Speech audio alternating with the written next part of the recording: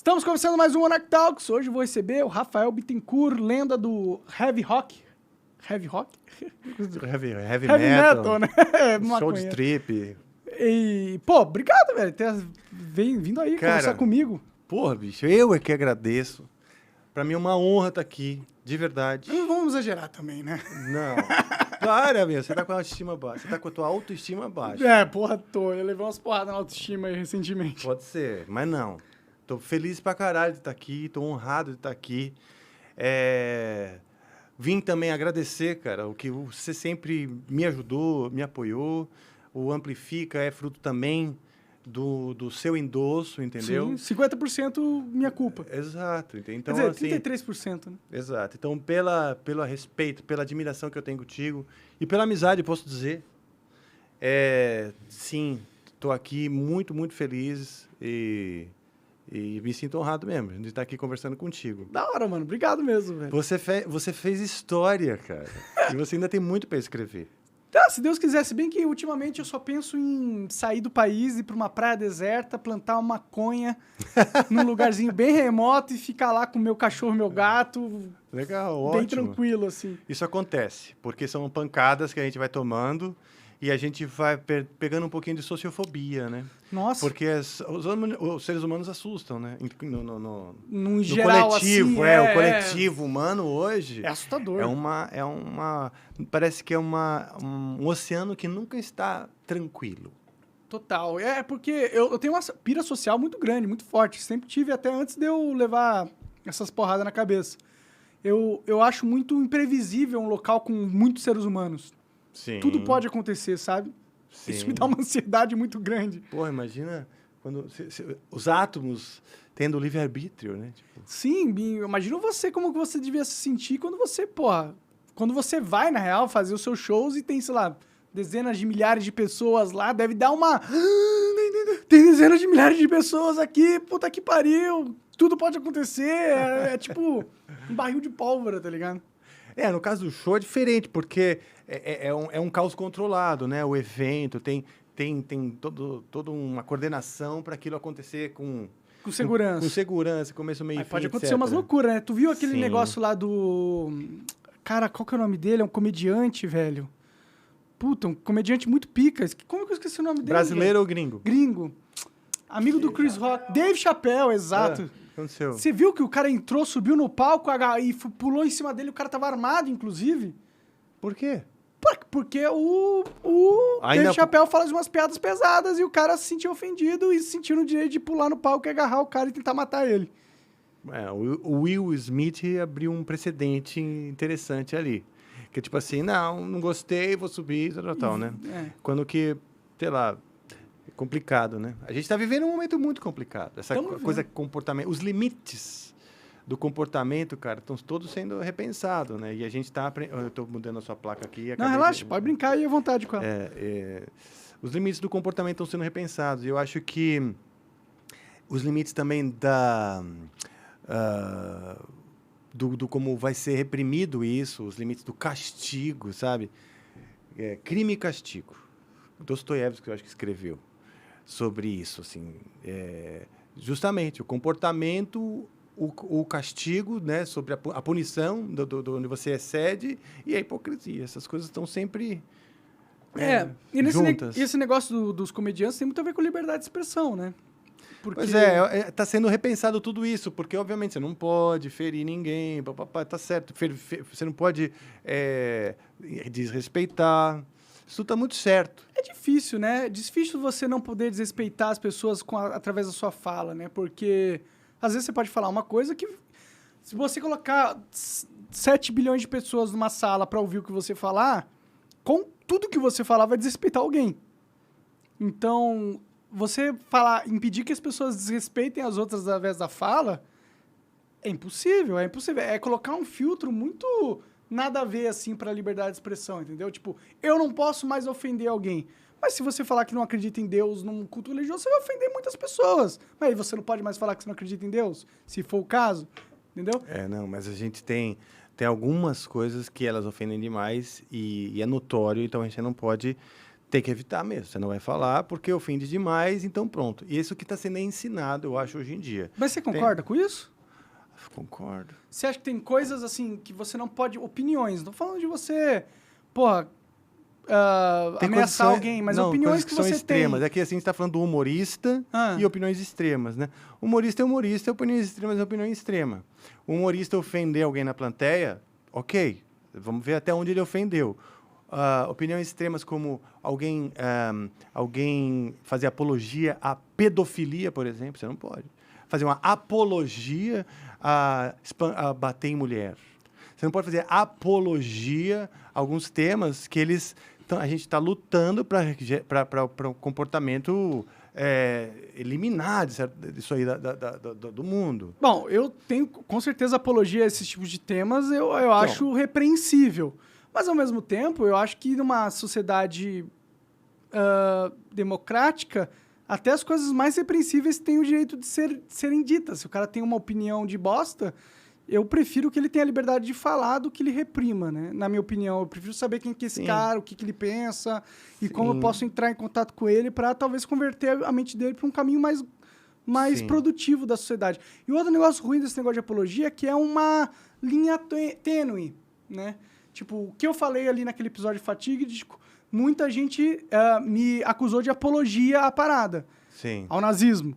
Mas não foi. De verdade, não foi. Eu não estava falando que o nazismo é legal, entendeu? Sim. Eu estava falando que eu acho que até mesmo o nazista devia ter o direito de expressar suas ideias de bosta. Foi isso que eu falei. Isso não é necessariamente apologia. Na verdade, não é apologia. Apologia seria se eu estivesse falando que o nazismo é uma coisa que eu acho da hora ou foda. Coisa que eu não disse. Então, só o fato de ter uma lei que proíbe alguém de falar alguma coisa já faz com que a nossa liberdade, em geral, do grupo, fique bem limitada. Porque você dá na mão do juiz interpretar as falas das pessoas como algo que pode ser dito ou não e da mão do Estado calar quem eles quiserem, né? E eu acho isso perigoso. Eu acho perigoso, não gosto. Tá. Nos Estados Unidos a lei é diferente. Sim. E tanto que aquilo que você pronunciou no episódio, nos Estados Unidos não teria mal como pela liberdade de expressão que lá eles podem. Lá é lei. O que eu falei lá é lei, né? Aqui não. Então, para começar, sendo o Brasil, a gente já está aqui beirando um assunto delicado, porque a gente está nos limites aqui, não só da ética, mas no limite da lei, né? Sim, sim. Então, no Brasil é mais complicado. Mas a minha visão daquilo é que, para a maioria das pessoas, ficou muito evidente que ali foi um grande erro de comunicação e não uma opinião que você tem pró-nazismo. Sim. Né? Eu acho que... E aí o efeito que isso gerou... é curioso, devia ser estudado. Porque aí virou uma onda, essa coisa da onda de cancelamento. Eu vejo aquilo que aconteceu, eu divido aquele episódio. Todo mundo viveu isso no Brasil. O seu nome, o nome Monark, girou o mundo por conta daquilo, né? E aí eu acho que, assim, pelo menos 5 assuntos foram divididos. Eu vi as pessoas conversando. Primeiro, o nazismo em si, apologia ou não. Depois a gente está falando de a responsabilidade social de um comunicador do porte do Monark. Tem uma responsabilidade social. Depois estamos falando o seguinte, alteradores de consciência numa conversa que é vista por todos. É um outro assunto, né? Aí vem o cancelamento, que é um outro assunto, que foi como o mundo reagiu, o Brasil reagiu àquilo, né? Empresas reagiram àquilo, né? Então, isso já é um outro assunto. E vários desses vão desmembrar em quintos, sextos, tá? Sobre o nazismo, né? Sobre o assunto nazismo, no fim das contas, não acho que aquilo gerou, por exemplo, crianças que começaram a achar bonito o nazismo. Pelo contrário, foi uma onda de reeducação sobre o assunto. No próprio Flow, no mesmo dia, foi esqueci o nome do o André Lestade. O André, que fez instruiu todo mundo. Nas rodas todas, falou-se da seriedade, da gravidade daquilo. Ou seja, no fim, o que aconteceu contigo, você pagou um preço, deve estar pagando ainda, porque é um fardo você ser cancelado emocionalmente, profissionalmente, etc., né? Está pagando um preço que, no fim, o episódio, ele trouxe mais instrução e benefício para o tema, no seguinte sentido de dizer, olha, isso não pode ser falado. O que não pode ser falado exatamente? O nazismo, você não pode, por exemplo, levantar uma ideia, como você levantou, a respeito de um possível partido. Isso não pode. Pela lei pode, né? Porque mudanças na lei é legítimo, né? Tipo, não que eu deseje um partido nazista, eu quero que se foda. Mas eu discutir sobre a lei, sobre o que deveria ser permitido ou não, deveria ser legítimo de se levantar, na minha opinião, pelo menos. Eu entendi. Aí vem a questão da responsabilidade. A responsabilidade de um comunicador. De um comunicador. Um cara do seu porte, você tem essa opinião. Essa opinião, da maneira que ela impacta nas pessoas, eu entendo o que você está falando, pela tua lógica. Né? Você está na sua casa e elucubrando a sua própria lógica. A responsabilidade social é como isso vai desmembrando e como isso chega e como isso impacta no público, em escala, em milhões de pessoas, certo? E aí é a preocupação das pessoas.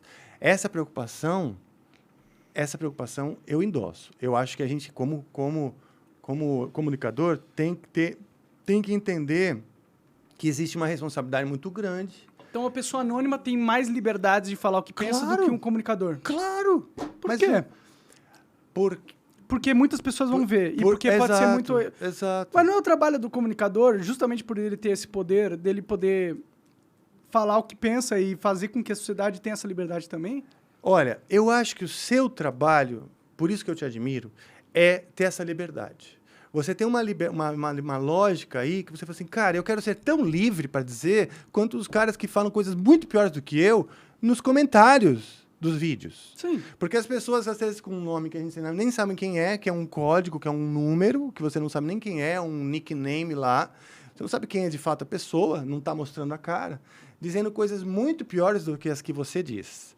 E talvez você se sinta um pouco injustiçado, vamos dizer, de não ter essa mesma liberdade, porque hoje você é uma figura pública, muito mais, a sua palavra influencia as pessoas, e talvez seja até um senso assim, de injustiça. Mas sim, você é um cara que impacta muito mais do que o Zé Ninguém, cara, que tá falando merda. Não, tudo bem, com certeza eu tenho mais impacto perante a minha voz. Mas isso não significa que eu tenho menos liberdade que os caras, entendeu?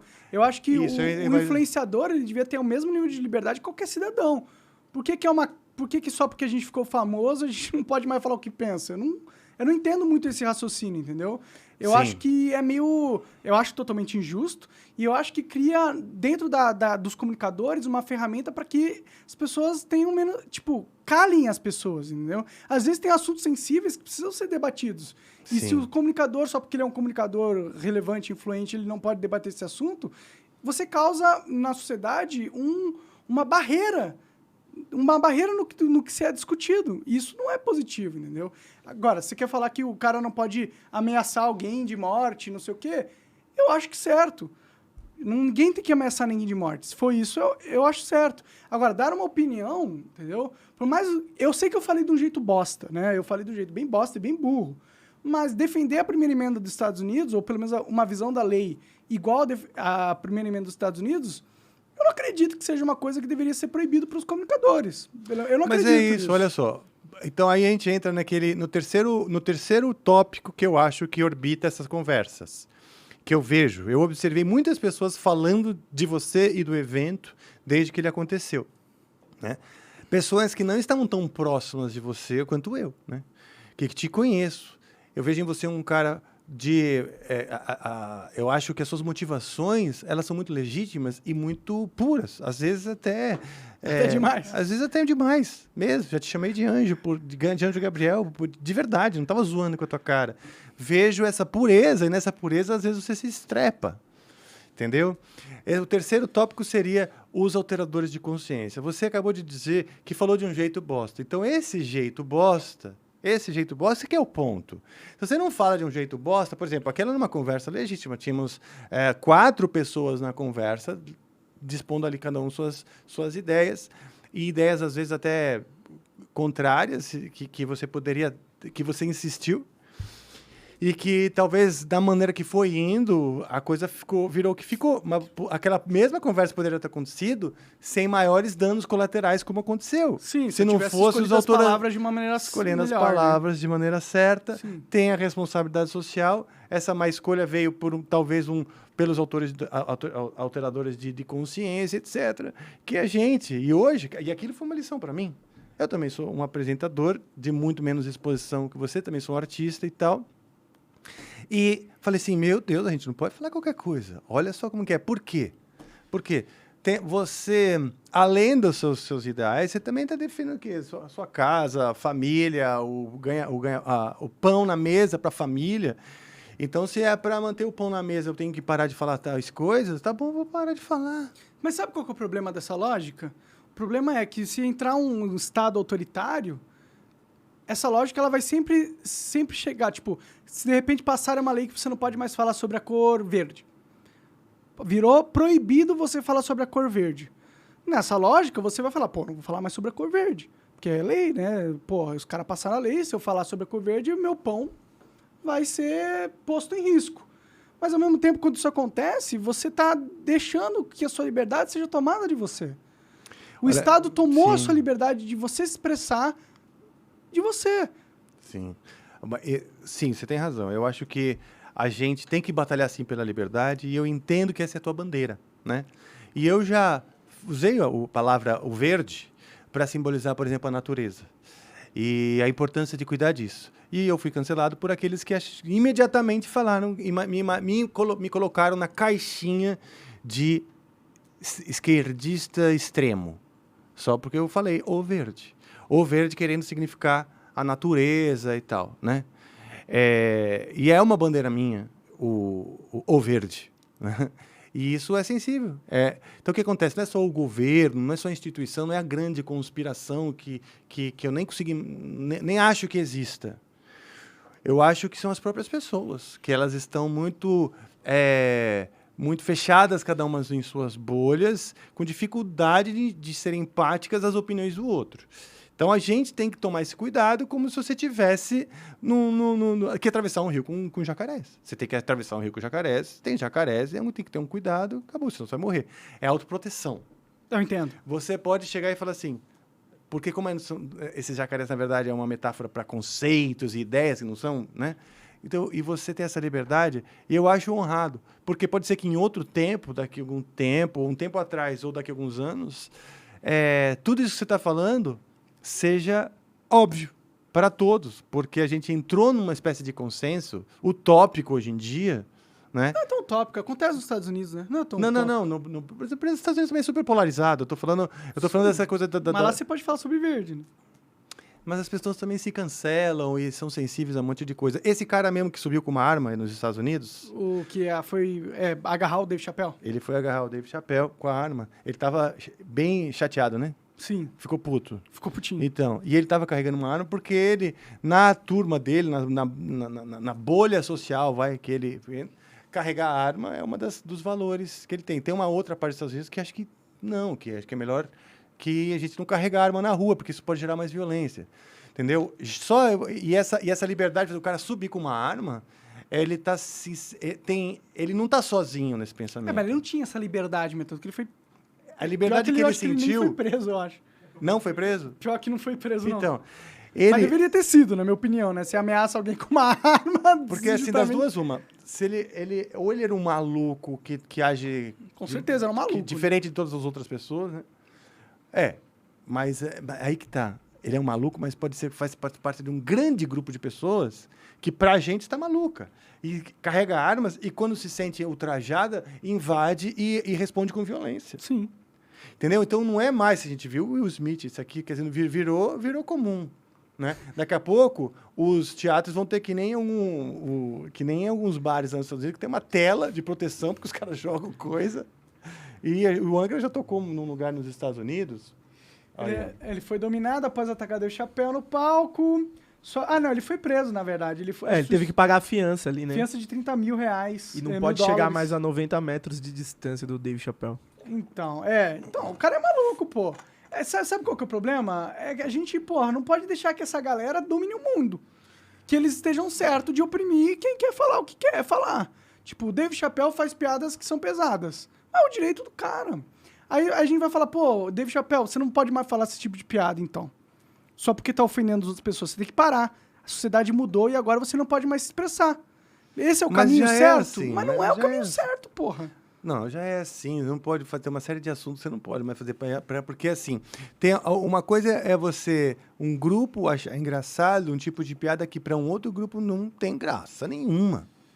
O problema do outro grupo, uma dor... conviva com a liberdade do outro de se expressar, porra. Não sei, cara, não sei, porque, por exemplo, Ninguém é um tá assunto obrigando complicado. a pessoa a ir no show do no Dave caso, Chappelle. no caso, o Chris Rock não estava fazendo uma piada sobre o Will Smith estava sensível porque a esposa já tinha ficado doente, não é isso? Ela tava com queda de cabelo, alopécia. Queda de cabelo, é só isso. Não tem nenhuma condição, não, tipo, ela não vai morrer, ela só vai perder o cabelo. Certo. Então Então, pode pra mais fazer ela, piada de aquela careca. piada não vai ser engraçada. Então não pode mais fazer piada de careca. É isso que eu tô te falando, cara. A gente tá vivendo numa sociedade, tá caminhando pra uma sociedade que você não vai poder falar mais nada. Isso não é bom, pô. A gente não pode deixar isso acontecer. A gente não pode deixar isso normal e natural, pô. Não, eu entendo, cara, o que você está falando. Só que eu acho que as duas coisas têm que se organizar, né? Esses dois pensamentos eles vão ter que se alinhar. Porque senão vira um braço de ferro, tipo... Mas a sociedade é um braço de ferro, né? A cultura. Ok, mas assim, nesse caso que você está falando, por um lado, um cara acha que tem que, sim, respeitar. A gente não vai rir de coisas que são dores para um grupo. Não vamos rir mais. Então tem aquele grupo que acredita nisso, ok? Então você... tá bom. Tem um grupo que acredita nisso. Ok. E aquele que acha que não. Esse grupo que se vire com a dor, porque o humor não pode estar sendo limitado a dor isso. do cara que interpretou qualquer coisa. Ok. Então, supondo... essas duas correntes de pensamento elas têm que se alinhar. Não tem que ser nem imposta essa verdade por lei, nem desse jeito, nem desse jeito. Certo? Então, a gente faz escolhas. O mundo não tem um governo que comanda. O mundo é dominado por 7 bilhões e 200 de pessoas. Ué, vamos ter pessoas que realmente acreditam que não, vamos respeitar essas dores, né? E outras que vão falar assim, não, eu acho que realmente vamos usar do humor do jeito que a gente bem entende, né? Só aí tem uma área meio cinzenta de que algo que é engraçado apenas para um grupo que para o outro não tem graça alguma. Mas e aí? Aí o grupo que acha graça não pode fazer a piada porque o outro grupo não acha graça? Não, ele pode, mas esse outro grupo vai ficar muito sensibilizado ou até revoltado. Ele pode, é uma escolha. Mas então, essa escolha que estão querendo tirar, entendeu? Esse é o problema. Eles não estão querendo deixar mais as pessoas terem essa escolha. Por exemplo, piada de gordo. Eu sou gordo, sou tetudo, tenho 2 tetas grandes, sou gordo. Mas se fizer piada de gordo, pra mim, me chamar de tetudo, eu sou tetudo. Se eu quiser, eu fico ofendido com isso. Eu poderia muito bem ficar ofendido, falar assim, ó, você não entende como é difícil, eu tenho tetas, no espelho eu me olho, não é legal, e não sei o quê. Então, você não pode fazer piada de tetudo pra cima de mim, porque não, pode. eu me ofendo. Não, mas talvez é isso eu que possa, eles estão falando. Esse é o problema. Sabe o que acontece, Monark? A gente está vivendo um momento onde a gente está organizando esses novos padrões. O mundo está fazendo isso. Quem está organizando isso são as pessoas, não são os governos. Tanto que os governos diferem, os partidos diferem, as opiniões diferem. Mas o fato é que alguns gordos, eles vão ficar sensibilizados e aí estão pensando... E aí o que se faz na sociedade? Assim, essa é a questão. Alguns acham, como eu, que acho que a gente tem que... Se tem um grupo de pessoas que acham que a piada não é engraçada, eu vou evitar fazer E tem outros que acham, como você, que acha que não. Tem que ter liberdade, cada um que se vire com isso, mesmo que ofenda algumas outras pessoas. Entendeu? Porque a liberdade não pode ser ferida, né? Eu acho que a liberdade de expressão ela tem que ser irrestrita. Peraí, que você está sendo contraditório. Desculpa. Falei merda. A liberdade de expressão ela tem que ser restrita. Ela não pode ser irrestrita. Isso, desculpa. Tá? Não pode ser. Bom, eu discordo plenamente. Então eu entendi. E eu acho, você não é o único. Aí vem Aí vem o quinto assunto que eu estava listando, que é a hipocrisia.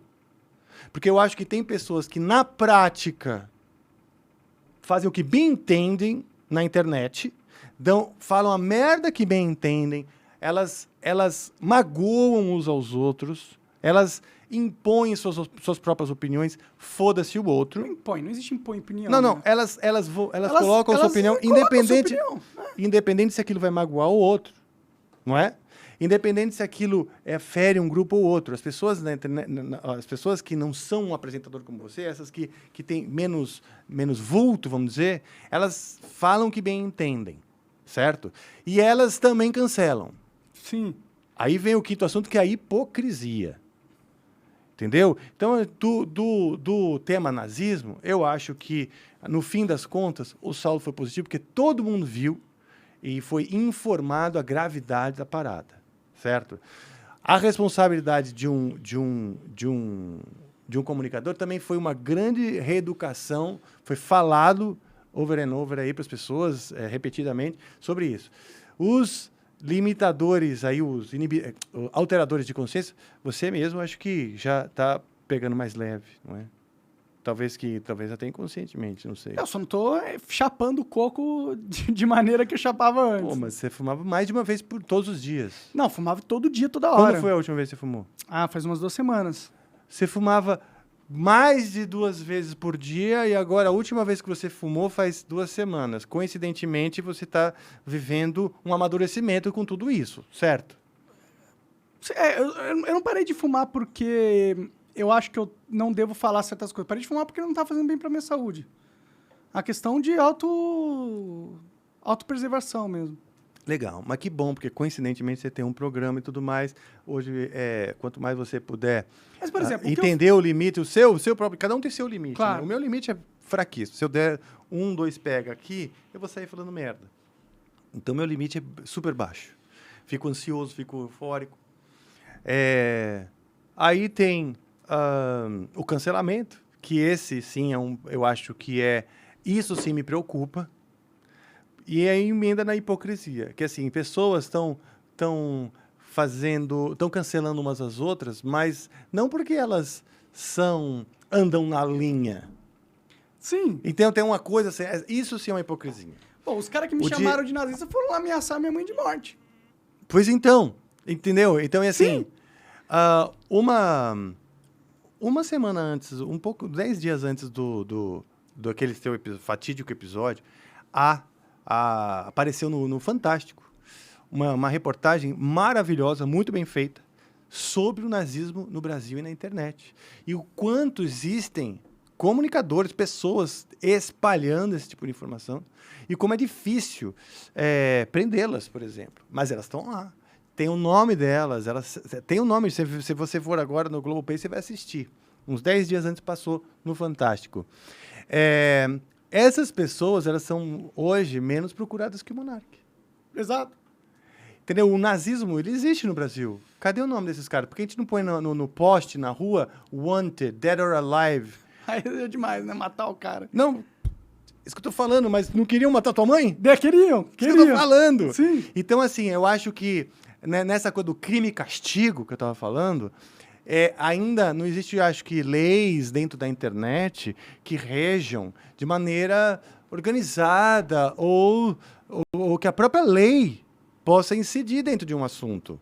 É o povo e o público decidindo e as empresas tendo que agir conforme a banda toca. Exato, e a manada vai para cá, os elefantes foram para cá, então é melhor cancelar, então é melhor não botar o patrocínio, porque são números. Sim. Se todo mundo aplaude, as empresas vão estar lá com você.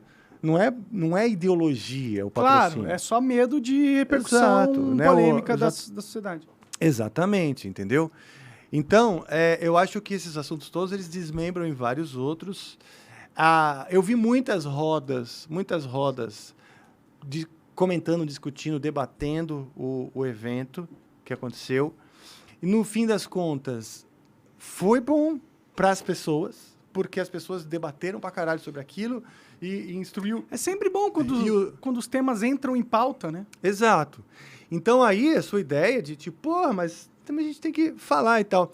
Só que, eu como amigo, e poupando o seu sofrimento, acho que a gente tem uma hora que a gente entende que nem todos os nossos ideais, nem todas as nossas bandeiras nós vamos erguer o tempo inteiro. Porque, entendeu? É que, tipo, eu entendo. Obrigado, inclusive, pela preocupação. Eu entendo. Mas eu não vou deixar de defender uma bandeira que eu acredito porque existe uma turba de gente raivosa que não quer que você se expresse. Ceder esse tipo de turba é ceder, é perder a sua liberdade, entregar a coisa que é mais cara dentro de uma vida. Pelo menos pra mim, entendeu? Eu não quero entrar nesse ponto onde eu tenho que ficar com medo de tudo que eu falo, porque senão vão me linchar. Não, isso não. E eu não acho que é positivo para a sociedade, que a gente cria uma sociedade patológica dessa forma, onde todo mundo tem que ficar com medo de falar o que pensa. Eu não acho isso bom. Eu quero lutar contra isso, eu não quero ceder a isso. Não, você tá falando o que você pensa, né? Você tá falando exatamente agora o que você pensa e eu também tô falando o que eu sim, penso. Claro, então... mas a gente poderia não. A gente poderia ficar com medo. Sim, mas, por exemplo, eu não sei como tudo que a gente está conversando aqui vai impactar nas pessoas, né? E o que está sendo debatido hoje é que... O que acontece? Antes, a comunicação eram os grandes meios de comunicação mesmo, né? Começou com jornal, rádio, aquela coisa, mas depois virou televisão, a era da TV, cinema e as conversas de boteco, que ali ficam, não é? Então, as conversas de boteco, você fala o que você quiser, você cria teorias sobre neurociência, física quântica, você faz o que você quiser, você está no boteco. Mas aquilo não sai dali, certo? São das pessoas que estão ali, que às vezes, no dia seguinte, nem lembram que conversaram. Hoje, os podcasts, o que a gente está fazendo aqui, né, eles preenchem uma coisa meio no meio. Meio no meio. Não é nem uma conversa totalmente de botequim, que ninguém vai saber o que existiu, não é? E também não é aquelas conversas da grande massa, da mídia, que atinge todo mundo, tá certo? Então, só que o que está acontecendo hoje, o que você desencadeou, porque é uma conversa que se estende, nós estamos falando ainda disso, né? Então, a conversa continua. Isso é algo que vai continuar sendo dito, eu acho que durante muito tempo, eu acho. Que é muito importante, né? Ela vem para organizar esse meio de campo.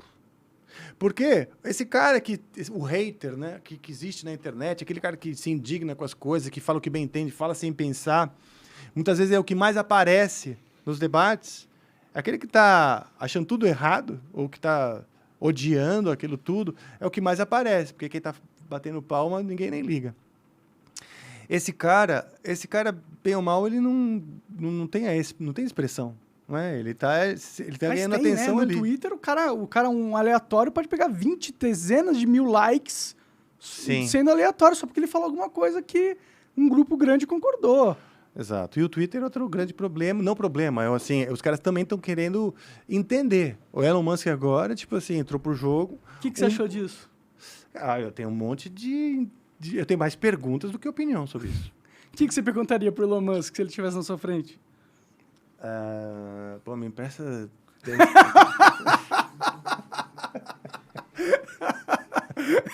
Por favor, vai. Presta uns bilhõezinhos aí.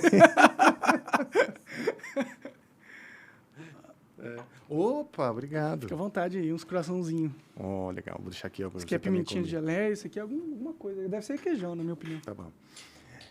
Bom, o Elon Musk, cara, eu tô ainda me informando sobre isso, mas o que eu entendi é que tem a ferramenta do Twitter, como as pessoas não discutem o assunto, não é? Não é que no Instagram, no Facebook, você tem uma lista de pessoas debatendo aquilo, ele toma um vulto que não se sabe direito as consequências, etc.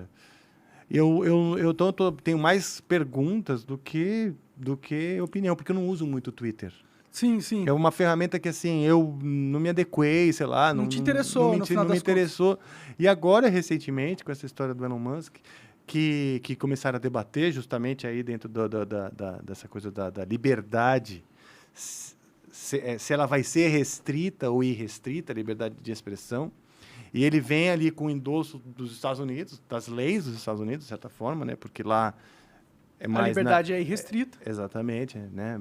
Então, ela vem com isso. E aí tem uma questão que não é só a lei em si, mas a discussão ética, né? Porque essa discussão de você vamos dizer, ferir ou desrespeitar alguém e tal, é uma questão muito mais ética do que de lei mesmo. Você não está agredindo alguém. Né? Falas não são agressões, né? O limite que se coloca, a lei pode colocar um limite ali para que aquilo seja proibido.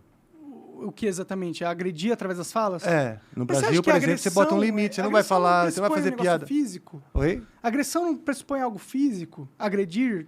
Não necessariamente. Você pode agredir. A pessoa pode se sentir agredida com a fala de alguém. Mas não é subjetivo? Né? A questão de se sentir agredido não é uma questão subjetiva da pessoa? Tipo, alguém pode ser uma pessoa, vai lá, careca, e se sentir agredida com uma piada de careca, ou pode ser um careca que dá risada com uma piada de careca. Não, a questão é subjetiva da pessoa. Ela escolhe se ela vai se sentir agredida ou não. Então, por que eu vou deixar que a lei puna a partir de uma subjeção de alguém, entendeu? Não é meio complicado isso?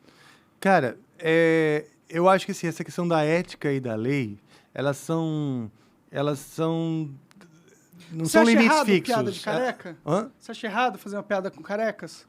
Olha, contanto que se uma hora os carecas todos se organizarem e falarem, olha, queremos parar com essa porra, não gostamos dessa porra, a gente vai parar com essas piadas, aquilo lá. Imagina numa escola. Essa coisa começou tudo em escola. Porque na minha época o bullying era permitido.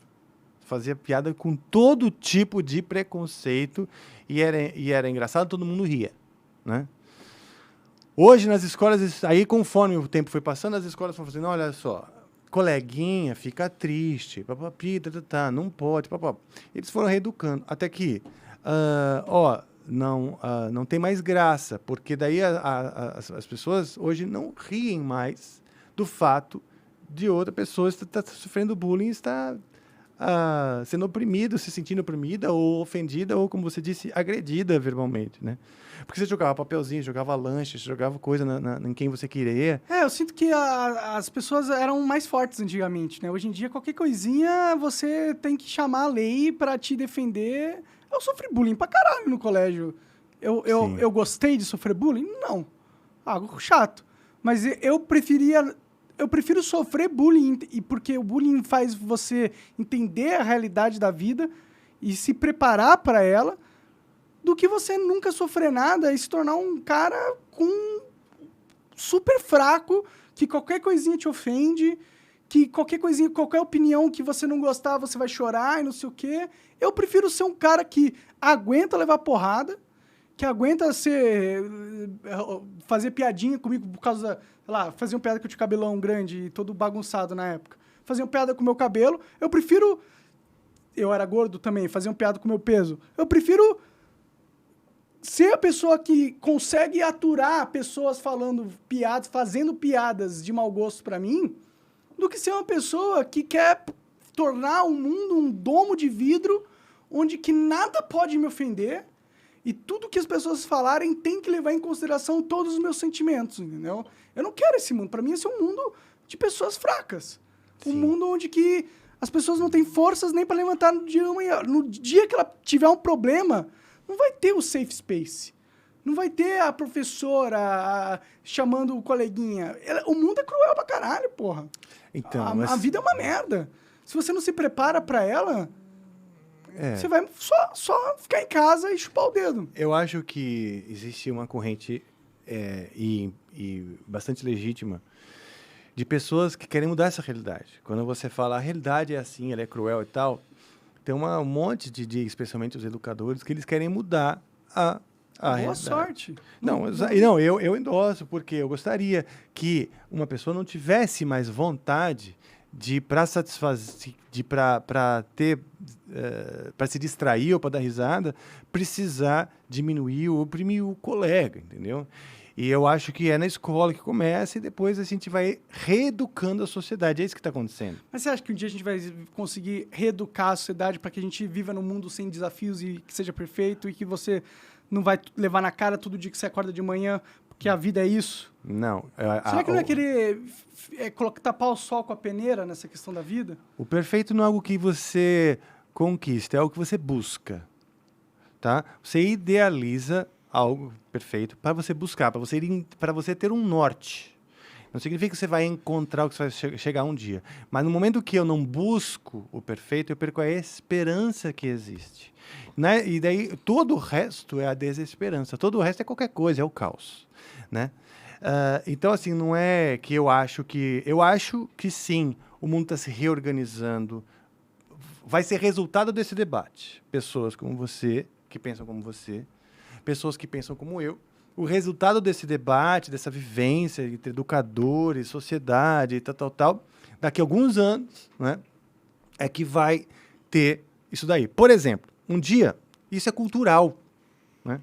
Um dia eu estava gravando lá na Suécia. A gente estava gravando na Suécia, foi o último disco que a gente fez, isso faz alguns aninhos, em 2017. Estávamos lá gravando, estava o produtor da banda.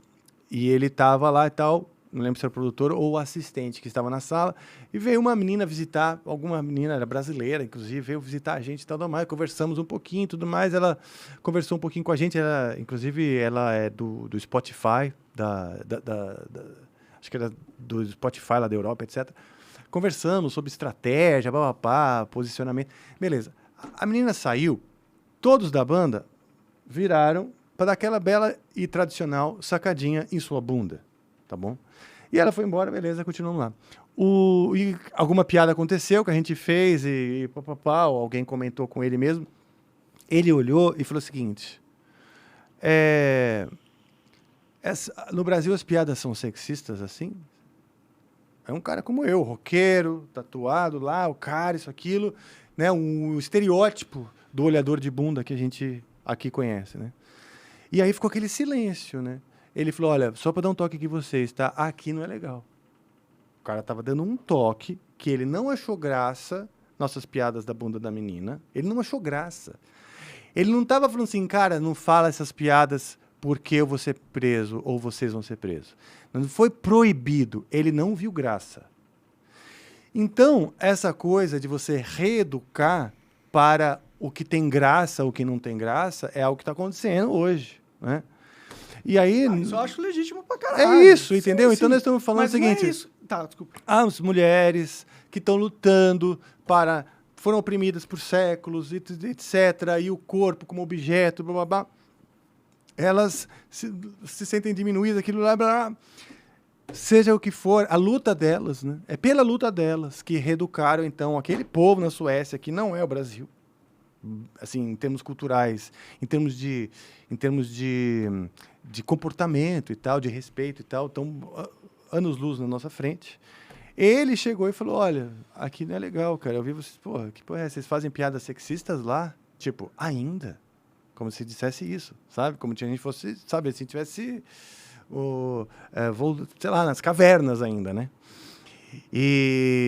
Então é isso que acontece. Mas você já olhou pra bunda de uma menina? Sim, então, e aqui é cultural. Mas é errado olhar pra bunda de uma menina? Não é isso que eu tô falando.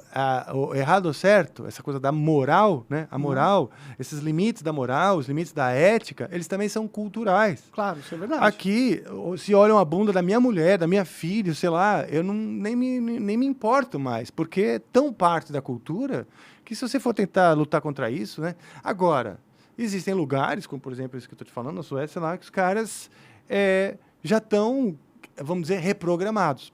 Então, voltando à sua pergunta aqui, é tipo, mas será que um dia vão parar de jogar coisa no gordinho na escola e isso, aquilo? Cara, existe um grupo que está batalhando para que esse dia chegue, olhando um cenário idealizado e buscando. Se vai chegar ou não, cara, vai depender, como a gente falou, né? A sociedade e tal, são 7 bilhões e 200 pessoas, de habitantes e tal, com gente totalmente diferente. Tem a Coreia do Sul, Coreia do Norte, tem a China, tem todo o Oriente Médio, tem a África toda, que também com um monte de diferenças ali entre si, a Europa, a América... é negro pra caramba, pessoas de todo jeito. Pensando cada um de um jeito, tentando se organizar nesses novos paradigmas. Que na verdade já existiam, mas agora eles querem fazer reforçar, cara. Olha, a gente conseguiu que não houvesse bomba atômica desde 45, né? Então, oi? A gente conseguiu que não houvesse outra bomba atômica desde 1945, não é verdade? Lançada. Ah, não, produzida. Tipo assim, não, jogada em cima de uma cidade. Mas não foi a gente que conseguiu, né? Foi a própria bomba Os seres atômica que humanos conseguiu conseguiram. isso, né? Isso que eu tô falando. Sim. Aquele é o extremo do desrespeito. Jogar uma bomba atômica no outro. Você é diferente, você pensa diferente de mim, eu quero isso, você quer aquilo, seja na minha visão econômica, na minha visão cultural, toma aqui uma bomba, pum, bah, bah. Aí olha, opa, deu aquele vazio, né? Falei assim, Isso tá merda, hein? Jogar bomba. Agora, se jogar bomba atômica, o problema é que jogam várias e o mundo acaba, né? Eu acho que é por isso que eles não querem mais jogar bomba atômica. Então. Mas eu não sei se o homem vai conseguir segurar o dedinho tanto tempo. Bom, o Putin tá lá na guerra da Ucrânia, né? Então, tomara que... Alta chance dele jogar uma bomba atômica lá, tática. Não, né? acho que não. O que faz, o que ele consegue com a bomba atômica é que ninguém se intrometa. Isso é bom? É claro, pra ele. Bom, pra todo mundo. Com o arsenal bélico que ele tem, ele consegue que ninguém meta o dedo. Olha só, eu vou pegar a Ucrânia, que já era minha, eles tentaram... Estão aqui alguns anos falando que não, mas eu nunca endossei. Ele falando isso. Ele falando, entendeu? E como eu tenho bastante bom da boa, todo mundo fica quieto. E ele quis mostrar isso pro mundo. Sim. Foi a hora. Mas a pior hora, depois de uma pandemia, tá todo mundo sensibilizado. Porra, pra quem faz guerra é a melhor hora, né? Verdade. Porra, War Dogs, né? Sim. Mas, tipo, eu não tô falando sobre essa questão de evolução cultural. É legal que a gente tenha uma evolução cultural. Tipo, é legal que parem-se com piadas ofensivas, despropositais, entendeu? Que você tá usando só pra diminuir outra pessoa. Eu acho legal isso, eu acho massa. A discussão é que a lei não tem que se intervir nesse sentido, entendeu? Tinha que ser uma evolução cultural da coisa toda. Eu entendi. O problema é que eles querem que a lei intervina nisso, né? Sim. Esse é o problema para mim, né? E o problema também é que as pessoas estão... Essa barreira de sensibilidade está cada vez mais alta, entendeu? Por exemplo, o Igor estava me contando um caso que aconteceu com ele. Teve uma menina que foi lá numa palestra que ele estava dando, e ela falou, essa pessoa que você chamou agride a minha existência. Porque ele conversou com uma pessoa que ela não concordava. Então, a gente tem que deixar de conversar com as pessoas que ela não concorda, porque pode agredir a existência de alguém. Você entende qual que é o pulo do gato aí? Não, eu entendo que o limite, nós estamos falando, aí é ética e moral. Ela não é uma lei nem nada, é a opinião dela, certo? Certo. Que é uma área que é uma zona cinzenta, chamada zona cinzenta, porque não é uma linha fina que separa aqui dali. Não, é uma zona cinzenta. E esse momento é um momento de reorganização. Então, esses polos, essas diferenças estão se reorganizando para ver no que dá, que eu também não sei o que vai ser daqui a um tempo. Dá margem para qualquer um se sensibilizar com qualquer coisa? Dá. Por isso que a gente ainda não encontrou o caminho e por isso que a gente está aqui não sei há quanto tempo falando do assunto. É verdade. Entendeu? Porque é por conta dessa zona cinzenta. Se fosse essa cor é essa cor é aquela, tudo ok, é fácil de definir, mas não é tão definitivo. Por isso que está gerando debate. E por isso, mais uma vez, essa extensão do que aconteceu contigo, né? Porque isso aqui é uma extensão, nós estamos falando... Sobre o mesmo assunto. Exato, né? Acaba sendo educativo. Sim. Porque tem muitas pessoas que pensam como você e muitas pessoas que pensam como eu. O que a gente está fazendo aqui? Mas a gente pensa igual. Eu também penso que as pessoas têm que evitar de ofender as outras pessoas se elas... conseguem, entendeu? Eu acho isso da hora. Mas, por exemplo, eu já sou um pouco mais diplomático. Tá. Eu já sou um pouco mais diplomático. Vai ofender? Tá bom. Eu não procuro confusão. Eu caio nas confusões sem querer, juro. Eu de mesmo, eu posso estar numa confusão, porque esse papo pode ser um papo polêmico. Quando vê, Rafael, de novo em confusão. Mas... né? Como mas a vida minha esposa, é confusão. Minha esposa fala, porra, você busca. Mas não, eu busco o debate. Então, mas o debate eu busco o gera debate. confusão. Eu acho o debate legítimo. A gente tem que trazer as coisas sabendo colocar, obviamente, sem desrespeitar, porque tem coisas, você não vai fazer apologia a coisas que elas são degradantes. Mas, por exemplo, hoje é crime fazer apologia às drogas. Faz tempo que, né? Faz tempo. Você acha isso legal? Você acha isso certo? Eu não acho. Eu acho errado. Não, você pode fazer... Você não pode... apologia às drogas é o seguinte, você fala assim, fume maconha.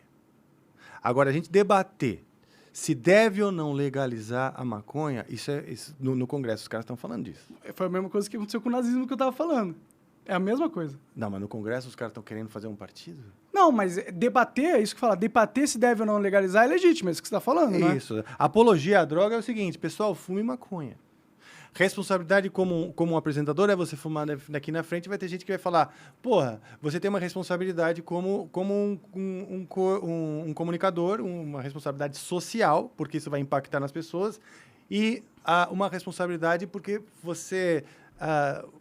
muitos alteradores assim na tua consciência, você já não vai ter credibilidade no que você fala. E é ruim pra você. Então você acha que eu, por exemplo, eu fumei maconha ao vivo várias vezes? Sim. Você acha que foi um erro, na sua opinião? Não acho. Eu seria... Mas eu tenho uma responsabilidade social. Pode ser que muitas pessoas se influenciem por eu estar fumando maconha ao vivo. Vai ter pessoa... Mas aí o que acontece? Sim, É o mesmo argumento. Quem é completamente contra a maconha, ela vai de imediato se opor.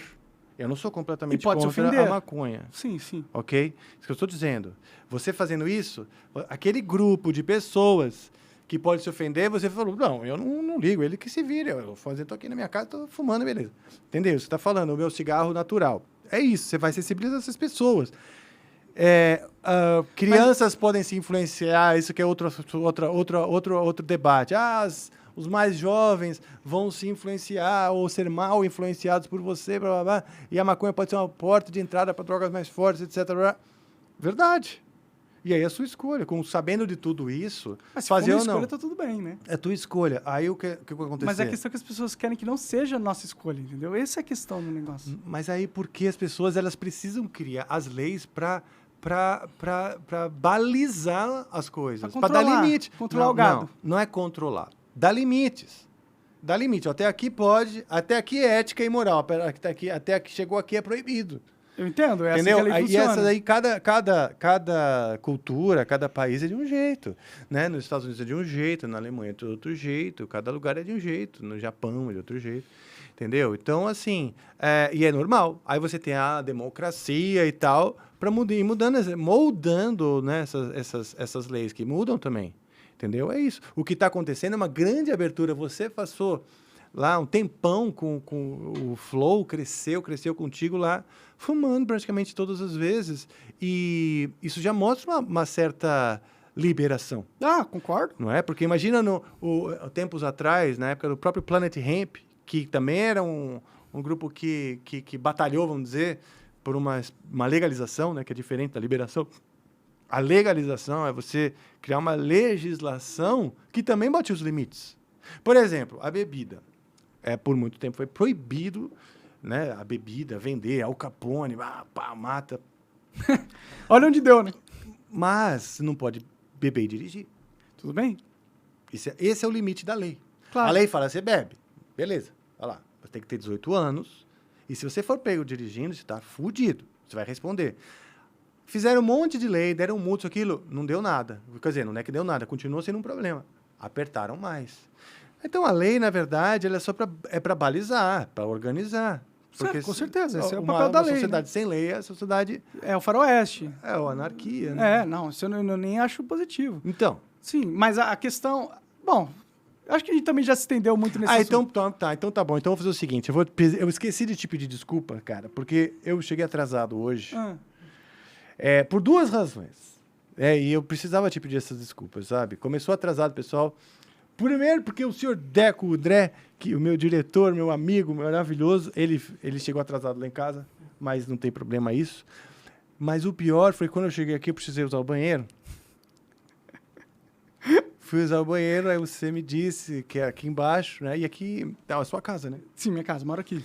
Eu recebi a instrução do banheiro, eu entro assim numa salinha onde ali estava o banheiro e estava a sua esposa... Minha namorada, sim. Sua namorada, trabalhando no computador. Sim, sim. Beleza, eu entrei um pouco constrangido, né? Desculpa, preciso usar o banheiro, dá licença. E eu entrei, porque é a área de trabalho dela, né? Eu entrei lá no banheiro e o banheiro estava sem papel higiênico. Aí eu falei, puta que pariu, bicho, aí eu precisava fazer número 2, né?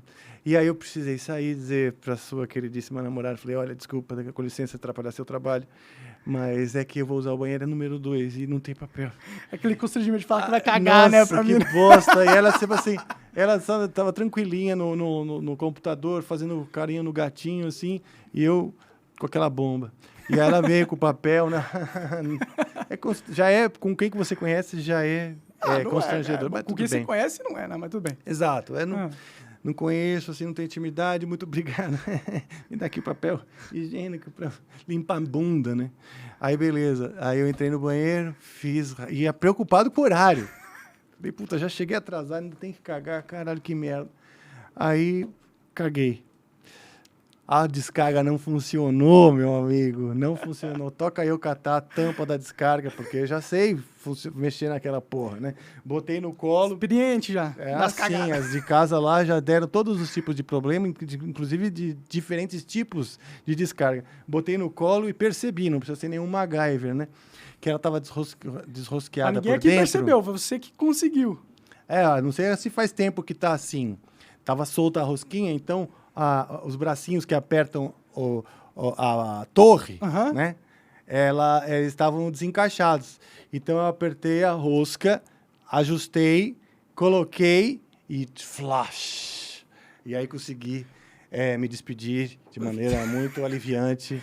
Duplamente aliviante, né? Porque eu ia estar pronto para o programa e não ia precisar largar e chamar de novo, chamar sua namorada para falar, olha... Lembra do papel? Funcionou, mas agora o cocô tá lá. Eu agradeço, obrigado por ter consertado. Eu que agradeço pela compreensão. Teve mais sorte do que eu hoje, porque eu nem tive a oportunidade na descarga. Me caguei todo hoje de manhã. É mesmo? Eu tomei 2 garrafas de vinho ontem. E aí, nossa, sabe como que é? Vinho dá aquela estragada na flora intestinal, né? Aí foi dar aquele peido. E aí, sabe aquele peido... Fala sério. Nossa senhora, caguei todo ali, todo cagado, fiquei todo cagado. Sabe quando você sente seu cu bem quentinho? Sei, E é uma sensação horrível, assim, de falar, não, mano, eu tô sentindo essa coisa quentinha aqui, é porque eu tô todo cagado. Me caguei todo também. Cara, eu já caguei na calça, na frente de uma menina que eu queria pegar, né? No carnaval, sabe? Eu tava naquela... tava assim, né? Tava lá no axé, né? Tava lá no axé e bateu aquela vontade. Eu tava em Ouro Preto, lembro bem, hein? Tava em Ouro Preto, carnaval de rua maravilhoso. Nome bem poético, né? Com a situação. Exato. Foi isso mesmo. Foi isso mesmo. Foi um ouro bem escuro, eu diria. E aí você não sabe, cara. Eu realmente deu aquela vazada, né? E eu tava a caminho, né? Porque eu falei assim, vamos lá, eu tô ficando numa república, eu tava numa república de estudantes, né? Tô nessa república, você não quer lá visitar? E tal. Vamos, ela tava meio receosa, eu falei, não, por favor, eu preciso usar o banheiro. Aí, beleza. Não deu tempo, fui atrás, aí deu aquela vazadinha, fui atrás de um carro. Que você dá aquela fechadinha assim pra só piora, danos, né? Só piora, só muda a nota fica mais aguda, né? É verdade. E aí sim, fiz atrás de um carro. Mas com a menina lá. Eu aí, também. Beleza, saí atrás do carro, ainda peguei na mãozinha e tudo certo. E ainda assim. Foi sucesso a noite. É? Aí sério. Qualidade, o cara tá...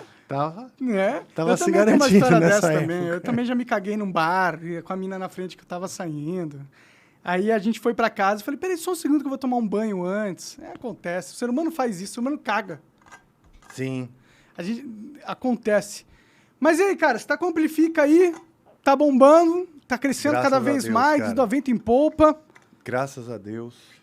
O Amplifica é a realização de um sonho, né? Uma das minhas bandeiras, né?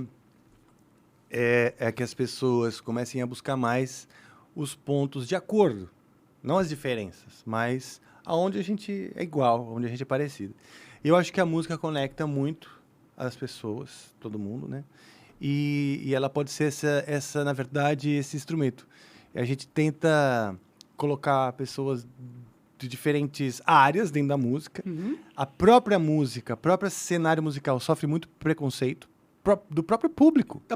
O público que se fecha, não, eu gosto disso, eu gosto disso. Eu sou roqueiro, eu sou funkeiro, eu sou não sei o quê. Então, eu vejo que hoje as pessoas estão se afastando. Eu sou isso e não converso com aquele outro, né? E isso é muito perigoso. Aconteceu na Alemanha antes da guerra. Entendeu? Antes da guerra já tinha essa coisa, tipo, mas é estranho estar perto dessa pessoa. Aqueles hábitos são estranhos. Então, começa assim, né? cenários de guerra civil, fascismo, guerra, né? Começa com essa estranheza, sabe? Você não enxergar o outro como Não alguém enxergar, semelhante. exato, e não olhar, não ter empatia, não entender, não perceber o tal do ver como irmão, entendeu? Ver como semelhante, né? Então, o primeiro propósito é esse, é a gente juntar diferentes estilos musicais para conversar, dialogar. E aí, isso por si já acho que é legal. Não, pra mim... Como uma coisa social mesmo, de as pessoas verem que, cara, a gente se conversa. E como entretenimento, né? Pô, ver o Rafael do Angra conversando, sei lá, com quem? É o Vinheteiro, por exemplo. Vinheteiro. É. Cara, você vê o Vinheteiro, músico erudito, entendeu? Cheio de ideias super diferentes das minhas. Mas, no fim das contas, o auge do episódio foi eu e ele cantando uma versão do Tonico e Tinoco de... não é o Menino da Porteira, foi o... Não, para que morreu, caramba. Foi lá no sertão de Goiás, eu, Chico Mineiro. A gente cantando junto o Chico Mineiro. E então a música conectou. E aí, junto com o Chico Mineiro, tem a minha infância, a infância dele, né? A família, porque quem trouxe aquela música é a família, é uma bagagem que vem, uma bagagem familiar. Então, assim, com todas as diferenças, a música conectou. E é isso que a gente faz lá, a cada episódio. Eu já conversei com o pessoal do funk, do hip hop, tive uma conversa maravilhosa com o meu amigo, né? Posso dizer assim, o MC Guimê, que é um cara do funk. E eu acho que para mim foi uma realização muito grande, porque o roqueiro tem muito preconceito com o funk, né? E o funk é muito diferente da minha bagagem. É assim, eu tenho dificuldade de entender o funk. Mas eu sou daqueles que procura entender. Eu falo, se eu não estou tirando algo dali, eu estou perdendo, porque tem um monte de gente que gosta. Uhum. Então, se eu gosto de alguma coisa, se eu pegar algo de positivo, melhor para mim. Com né? certeza. E que esse é o propósito do podcast também, né? Exato. Então, de que as pessoas façam um esforço de tentar entender os diferentes estilos musicais. E aí, quando a gente conversa, os músicos, né, de diferentes profissionais de diferentes áreas, quando eles conversam, eles estão falando de música e como músicos. Então, para quem olha, vê que é uma coisa só, né? No fim das contas. É música, né? Tá lá. É como extrair notas que são agradáveis aos ouvidos de alguém. Exatamente. Né? Que expressem algo através do som e que vai, com certeza, chegar em alguém ou em um grupo, né? Então... eu acho muito positiva a experiência do Amplifica, principalmente até porque vocês são do heavy metal, do rock e tal, e é uma galera que tinha pelo menos uma fama de querer ficar entre os deles, entendeu? Sim. E eu acho que você, sendo um expoente aí nessa questão de abraçar todos os estilos e trazer pra mesa junto no Amplifica, eu acho muito foda. O rock tá liderando esse movimento, entendeu? Que é verdade, que é sempre o rock é o mais, como fala, resistente, né? A outros estilos de música, então, né? eu achei que eu levantar essa bandeira ia ser legal mesmo. Eu acho que é foda demais, mano. Eu tô feliz demais, né? Com o sucesso da parada, eu fico só feliz, porque tipo, você é uma lenda da música brasileira, do rock, né? E você, por ser uma lenda da parada, trazer outras pessoas de outras lendas, de outros segmentos, sempre dá um mashup legal, entendeu? Porque Sim. você fala com propriedade do que você viveu. Você viveu nos anos 90, foi a ascensão do heavy metal, não foi? Nos 90, nos 2000? Sim, os anos 80, acho que o heavy metal explodiu muito forte. Aí, com os 90, ele se ramificou, né? Veio o movimento grunge, aí veio o Guns N' Roses, que eu não sei nem dar nome para o que é, porque é um hard rock que é uma mistura, né, do Poison com Led Zeppelin, né, tipo, e eu acho que foi acho que ele se estabilizou nos anos 90. E aí nos anos 2000 vieram as coisas mais experimentais e underground, o movimento indie, e aí foi bem interessante também, porque o rock passou a ser forma de expressão, além Só da música. musical, né? Era um estilo de vida, né? Moda e jeito de Roupa preta, ideias, as bandas- políticas, inclusive. Né? Inclusive, os heavy metal tinham as melhores camisetas na época, na minha opinião. Era só camiseta muito foda, assim.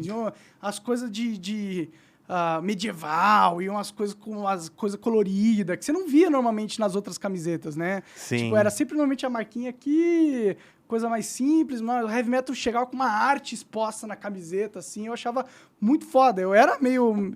Quer dizer, eu tinha um amigo que era muito metaleiro, né? Muito, muito metaleiro. Era fã do Angra pra caralho e falava de vocês. Eu lembro dele falando de você, inclusive, lá atrás, quando era moleque mesmo. Aonde era? Em São Paulo? Em São Paulo mesmo, Ah, é? aqui na Zona Sul. Eu lembro que ele fazia música, escola de música, escola de guitarra, né?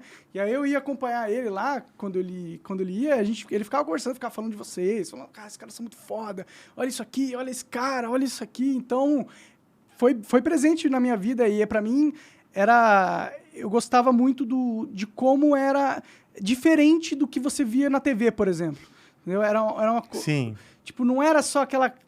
Era legal porque, porra, contava histórias medievais muito fodas, entendeu? E não era tipo bunda, bunda, bunda. Não que não tenha, pode ter, é legal, entendeu? Mas pra mim, que sou uma pessoa mais criativa e gosta de viver em fantasia, aquilo mexia com a minha fantasia mais do que os outros estilos musicais, entendeu? Sim. Então, porra, eu sempre achei o heavy metal muito foda, o metal e tal. Eu vestia e tal. Eu não era tão... Mas eu não era tão ficcionado igual meu amigo, que era full metaleiro. Até chegou a sair pra brigar na rua por causa dessa porra. Mas... eu não era desse nível, não. Não chegava a brigar na rua. Mas escutava Angra, Blind Guardian. Legal, cara. O Angra, o heavy metal que a gente faz parte, ele também... foi trilha sonora, vamos dizer, o estilo, né, dos videogames. Pode que outra coisa que eu era fã. Então, o heavy metal, ele tinha muita aderência também em todo o universo nerd, que acabou virando, né, o universo nerd, que games, história em quadrinhos, RPG, né, que é essa coisa da fantasia. O heavy metal, ele tem essa... Ele mexe com isso, né? Mexe. Ele traz questões filosóficas, existenciais e tal, mas sempre num universo um pouco fantasioso, né? Que é muito foda, né? Meio Senhor dos Anéis. Esse é o universo do heavy metal, né? Um mundo fantástico onde dramas, né, e conquistas acontecem e tal. Tudo épico, né? Heróico, exatamente. Sim, eu gosto muito disso. Inclusive, tinha o Supla, não sei se eu me engano, você conversou com o Supla e o Rogério Skylab, né? Conversei. Não faz muito tempo. Eu lembro que o Supla tinha me dito, e eu sei que vocês conversaram com isso na conversa, eu não cheguei a ver o corte todo, mas vocês conversaram sobre ele ter juntado a banda Angra, né? Sim. E é verdade mesmo isso? Ele juntou a banda Angra? Que porra foi essa? Não, assim... É uma visão, tá? Ele até falou, pô, cara, como é que foi isso aí, né? Não é que eu quero contradizer nada ou arrumar confusão. É porque a banda Angra já estava juntada, né? Só que ele contratou justamente 3, né? Ele contratou 3 que eram da banda Angra, que era o Kiko, o Luiz Mariucci e o Ricardo Confessori. E nessa época o Ricardo estava ainda... Não sei se ele já estava dentro do Angra. Ele veio pro Angra na sequência, entendeu? Então talvez ele tenha ajudado a fortalecer esse laço ali. Exatamente. Ajudou a fortalecer o laço. Obviamente o Angra já estava, a gente já estava já preparando o álbum, indo para a Alemanha e tal. Já tinha as músicas prontas e tudo mais. Mas ele, vamos dizer, acolheu, né, parte da banda como a banda dele. Mas o que foi muito legal, isso eu falei também, é o seguinte: o Supla sempre foi um cara que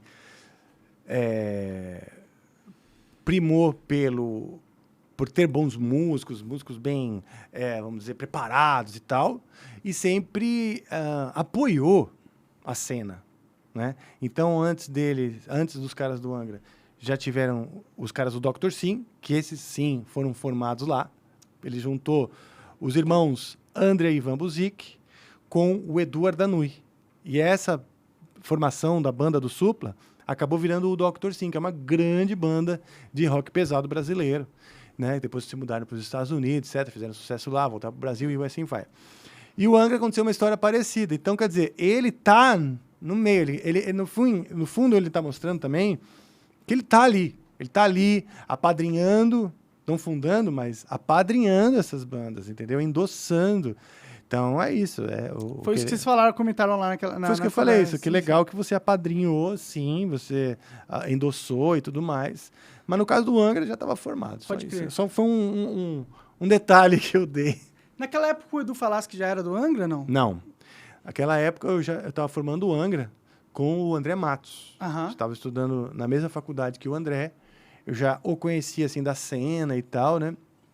E aí a gente estava formando a banda ali na faculdade de música. Entendi. Quando o Edu Falaschi entra na jogada quando o André Matos sai fora para ir carregar solo.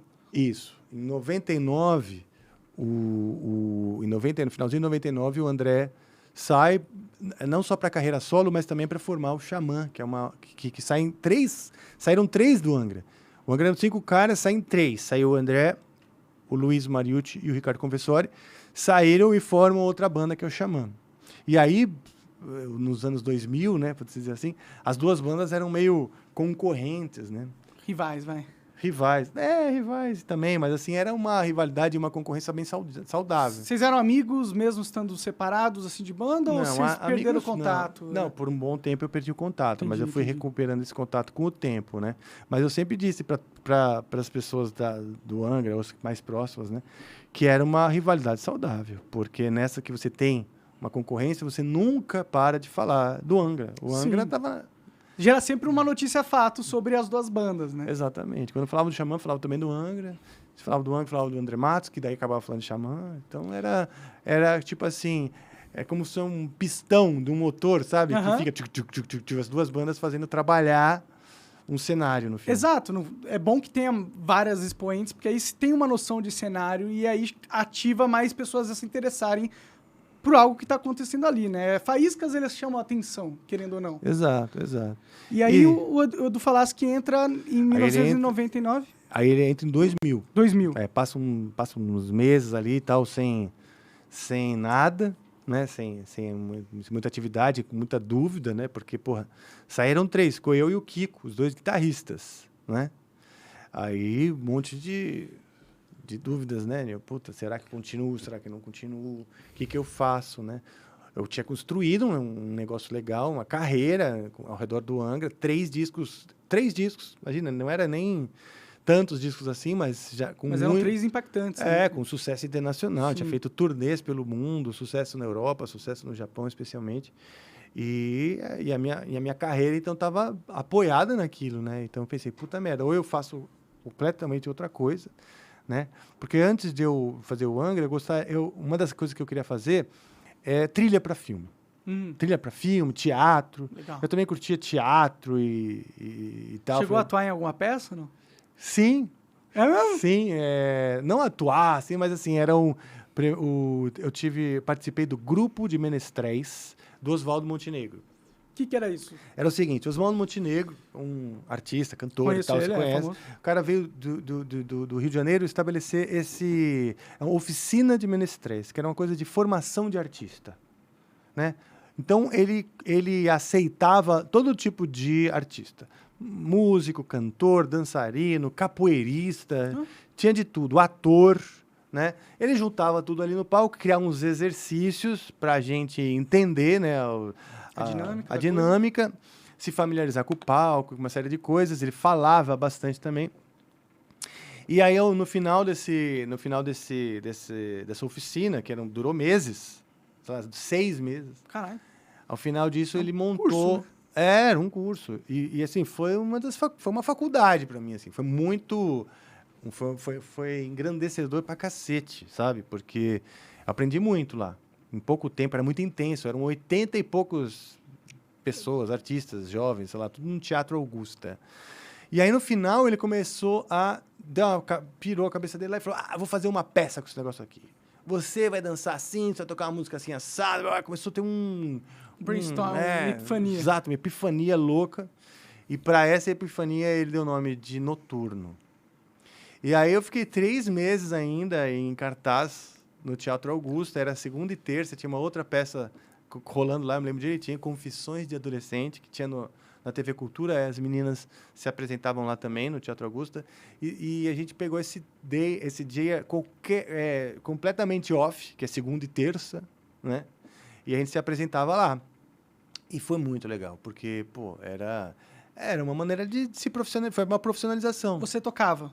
Eu tocava e atuava. Ah, é? E cantava, dançava. Tudo. Sério? Tu dançava? Todo mundo fazia um pouco de tudo. Entendi, era bem Todo mundo misturado. fazia tudo. Então, ele tinha quadros, esquetes, era meio musical, assim, e todo mundo se espalhava até pelos corredores do teatro, porque eram 80 pessoas, era Sim, um monte muita de gente. realmente, né? Pra pôr no E palco. entrava e saía, papai, era bem legal. E ele era rigoroso com a precisão, né, das coisas, muito legal mesmo.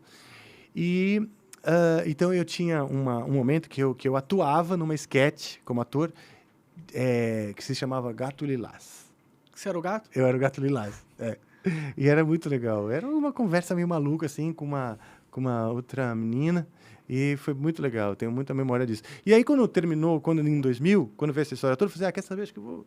Não sei se eu pego e vou lá, recupero isso daí. Ou recupero o Angra, ou recupero essa carreira que eu comecei no musical, na coisa mais alternativa, que eu sempre gostei, né? Sempre gostei. Fazer música... Não, pode deixar. Eu ainda tenho na minha garrafinha. Pode ir. Eu botei aqui que mantém geladinha. Entendeu? Eu não sabia se eu pegava e ia para essa onda, MPB, teatro, fazer trilhas e tal, que eu gosto. Sim. Né? Ou se eu continuava com o glamour do heavy astro do metal. rock, Exatamente. Eu fiquei nessa dúvida. E eu já tinha me formado em composição e regência. Então, eu também pensei seguir sério, trabalhar trilhas e orquestração de maneira ainda mais séria, né? Bom, aí o Kiko Loureiro, foi quem me animou. Falou, Rafa, vamos continuar, vamos fazer, vamos continuar. Vamos pegar 3 caras novos. Eu falei, puta coisa, como fala, não vai dar certo. E pensa, né? A banda sai em 3 caras, sobra 2 guitarristas, e aí... E o André, assim, foi uma figura carismática, e a banda meio ao redor da genialidade dele, né? Eu falei... O Kiko era muito conhecido, já, como guitarrista. Uhum.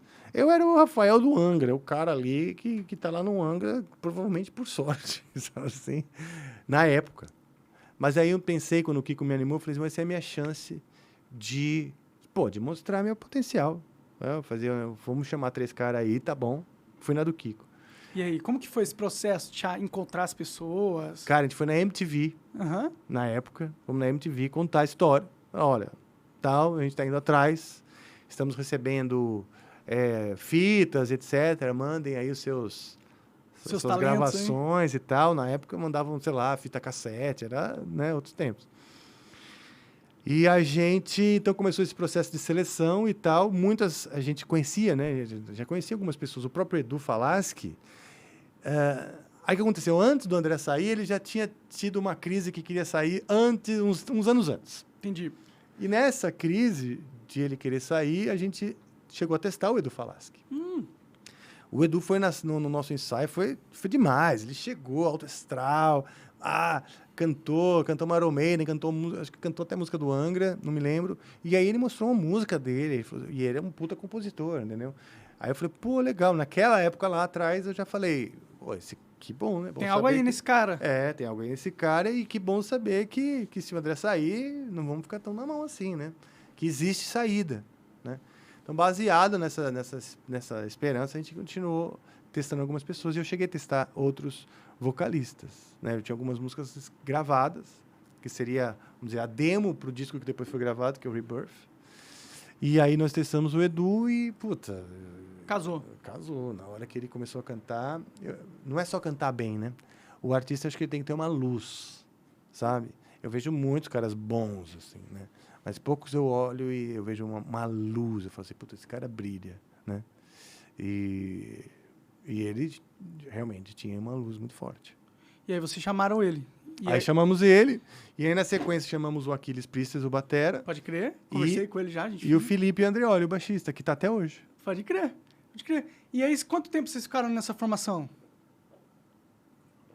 Bom, aí o Aquiles Priestess, o batera, foi o primeiro a sair. Saiu acho que em 2008 ou 2007. Depois saiu o Edu. O Edu saiu em 2011, se eu não me engano. 2011. Ou 2000... Eu não sei se é 2011 ou 2013. Tá. Eu sei que é um número ímpar, mais próximo do 10. E longe do 20. Exato. E posso estar enganado, mas enfim, ele saiu nessa época. Não, é isso mesmo, saiu em 2011, porque eu acho que em 2013 já entrou o Fábio. Entendi. É isso mesmo, saiu em 2011. Então, nós estamos já há mais de 10 anos, né, com o Fábio. Pode crer. E agora temos na batera o Bruno Valverde. Aí o Kiko saiu. O Kiko também saiu. Esse que fez, reformulou a banda comigo no ano 2000. Sim. Ele hoje toca no Megadeth. Pode crer. Né? Então, o Kiko tem umas histórias sobre ele, né? Tem várias histórias. Tem várias. A história daquele é meio maluco, mas tudo bem. Nada, bicho. Ele não é maluco, não, cara. Ele é maluco assim, que nem falam que você ou eu, entendeu? Pode crer, pode crer. Um cara genial, né, porra? Todo cara que é fora da curva tem um pouco de... Pode ser visto para os ditos normais como maluco, né? Sim, é verdade. Então é isso. Aí entrou no lugar dele o Marcelo Barbosa. Então hoje nós somos eu, Felipe Andreoli, Fábio Lione, Marcelo Barbosa na guitarra e Bruno Valverde, que substituiu agora, né, na turnê do Sepultura, o Eloy Casagrande na batera. Pode crer. Porque o Eloy Casagrande quebrou a perna. Ixi, no meio da turnê do Sepultura nos Estados Unidos. E foi o Bruno, batera do Angra, que substituiu. Então, assim... Da hora demais. Tem uma... o mundo é pequeno, tem uma família aí. Né, você... Difícil, né? Acho que todas as pessoas talentosas pra caralho estão em alguma banda legal, né? Sim, sim. É bom. Ou vão construindo para que isso aconteça, né? Sim. E por que o Edu falasse que saiu, no final das contas? Ele queria também fazer carreira solo? O que foi que aconteceu? Cara, foi um monte de coisa. Mas eu acho que o ideal é ele responder por isso. Porque senão eu não quero botar palavras na boca dele. O porquê exatamente ele saiu. Mas eu sei que a coisa começou a ficar... A relação começou a ficar ruim, no fim das contas, né? Ele teve problemas com a voz. Aí a gente fez um Rock in Rio que também não foi tão legal. E aí a gente precisava... A gente recebeu pressão da gravadora e de outras pessoas para fazer aquilo. Só a banda que realmente podia tomar uma atitude. Então, quem que tinha que ser enérgico ou pulso firme éramos nós, entendeu? E aí a relação também foi ficando sensível, porque isso foi deixando ele também fragilizado. Então, acho que foi um redemoinho assim, de eventos que, no fim, gerou uma insustentabilidade. Bom, eu entendo um pouco sobre isso. Hã? Eu entendo um pouco sobre isso. Exato. Então. Mas aí vocês perderam o contato total, você e o do Falaschi, não? Não. Daí ele saiu em 2011, permaneci amigo com dele sempre, porque eu sempre admirei muito. Tinha uma amizade real, falei, essa amizade não... Falei, Edu, a amizade permanece, né? Então, a gente continuou tendo a amizade por muitos anos. Pode crer. Né? Outros eventos aí que eu acho que também dizem respeito até à má comunicação, que foi atrapalhando a nossa amizade. Pode crer. Porque hoje a amizade foi comprometida, né? Você deu uma esfriada na amizade. Deu. Mas você não sente vontade, assim, de, tipo, rever o cara? Fez parte da sua história, né? Foi importante pro Angra. Cara, o Angra foi importante para ele. Não só por isso. É pela representação pessoal. O vazio que eu senti foi pelo sentido pessoal que ele tinha na minha vida. Nada a ver com o Angra. Entendi. Porque ele já tinha saído do Angra, ele já se virava, ele tinha a banda dele lá, o Almar e tal. Quer dizer, o ressentimento que eu carreguei, vou chamar assim, porque hoje eu já consigo ressignificar, né? Mas o ressentimento que eu carreguei é no plano pessoal. Entendi. Não é nada profissional. Entendi. Então, eu me senti traído na amizade. Entendi. Na amizade. Entendi. Não por questões profissionais. Isso aí você conversa. Isso é o de menos, né? Isso é o de menos, você conversa, você chega num acordo. O problema é quando você perde a confiança mesmo, você percebe que não existe um laço mais de amizade. Foi isso. E eu acho que eu percebi depois dele. Entendeu? Entendi. Eu tenho essa impressão. Posso estar errado. Entendi. Eu acho que quando ele E ele pode achar diferente. Ele pode falar assim, não, pelo contrário, eu achei que você não era mais meu amigo. Eu me senti traído. Então, por isso, eu também te traí, sei lá. Pode crer. Mas por isso que eu falei que talvez a má comunicação Tem resultado num afastamento entre as duas partes, né? Mas você sente que isso aí é algo do passado? Como que você lida com esse sentimento agora? Olha, cara, muita coisa aconteceu na minha vida, acho que com a dele também. Essas coisas começaram a acontecer em 2017. Elas se estenderam durante a pandemia, né? E aí foi muito duro. Porque, por exemplo, eu nem sabia que existia uma onda tão grande de cancelamento, né? E eu fui muito cancelado pelos fãs do Angra, entendeu? Pelos fãs do Angra, eu comecei a ser cancelado por conta de coisas que estavam sendo ditas, ou que ele estava sendo ditas, ou por comportamento, ou pela visão que ele colocou. Ele colocou uma perspectiva dos fatos de um jeito que as pessoas tomam como verdade, ok? E aí eu comecei a ser cancelado. Aquilo magoou, né? Entendi. Falei, porra, bicho, essa é a visão, né? É uma visão, peraí, não é bem assim. Aí eu passei um tempo quieto, eu falei assim, não vou ficar dando corda pra essa porra, só que só foi piorando. Porque, quem cala consente, né? Aí virou essa coisa, tá, então o meu silêncio estava endossando uma verdade que foi sendo cultivada. Aí na hora que eu resolvi me defender, só piorou. Porque como que o monstro sai da caverna, né? Inventaram que aquele que estava lá na caverna quieta é um monstro. Quando ele sai, ele é monstro. Entendi. Não adianta ele sair com a camisa da paz e a mãozinha assim. Não adianta, ele é monstro, né? Então, isso eu senti. Não, claro que não de todo mundo, porque as pessoas se dividiram. Foi uma história chata e babaca. Bom, Mas infantil, eu diria. Entendi. Foi, no fim, uma história infantil. Então, agora você sente que é uma coisa que tem que ser deixada para trás, assim. Cara, eu acho que agora seria um momento da gente começar a retomar, a cultivar esse laço novamente. O que eu percebi, cara? Eu percebi o seguinte, com a própria pandemia e com tudo que eu também vivi na minha vida pessoal. Eu não quero ter coisas mal resolvidas com pessoas que importam para mim. Então, por muito tempo, eu peguei e falei assim, então foda-se ele. Ele não importa para mim. Então, foda-se. Mas é uma negação. Ele importa, sim. Importa. Importa um dia eu chegar e falar o seguinte, cara, eu não preciso ser seu amigo de novo, nada disso. Mas me ouça. Me ouça. Porque o que não acho que ia ser legal é cada um de nós ficar velho e morrer com esse sentimento ruminando sua própria verdade. Pode crer. Ruminando sua própria visão das coisas. Porque, cara, se magoou os dois, então é porque nenhum dos dois está certo. No mínimo. Sim. Normalmente existe um laço de afeto ali que, se existe, né? Se existe, na verdade. Posso estar enganado. Posso eu estar achando que existe um laço de afeto. Mas se você está até hoje aí falando que ele é importante para você... Não, sim, mas se ele não concorda, aí, tipo... mas é que normalmente se você sente algo tão forte assim, entendeu? É muito provável que a segunda parte da relação também sinta algo forte, entendeu? Pode Porque ser. não é possível que tenha sido forte para você e não sido forte para ele. Pois é. O sentimento das pessoas, elas sincronizam nessa forma, né? Sim. Ainda mais quando vocês tiveram um tempo muito juntos e tal.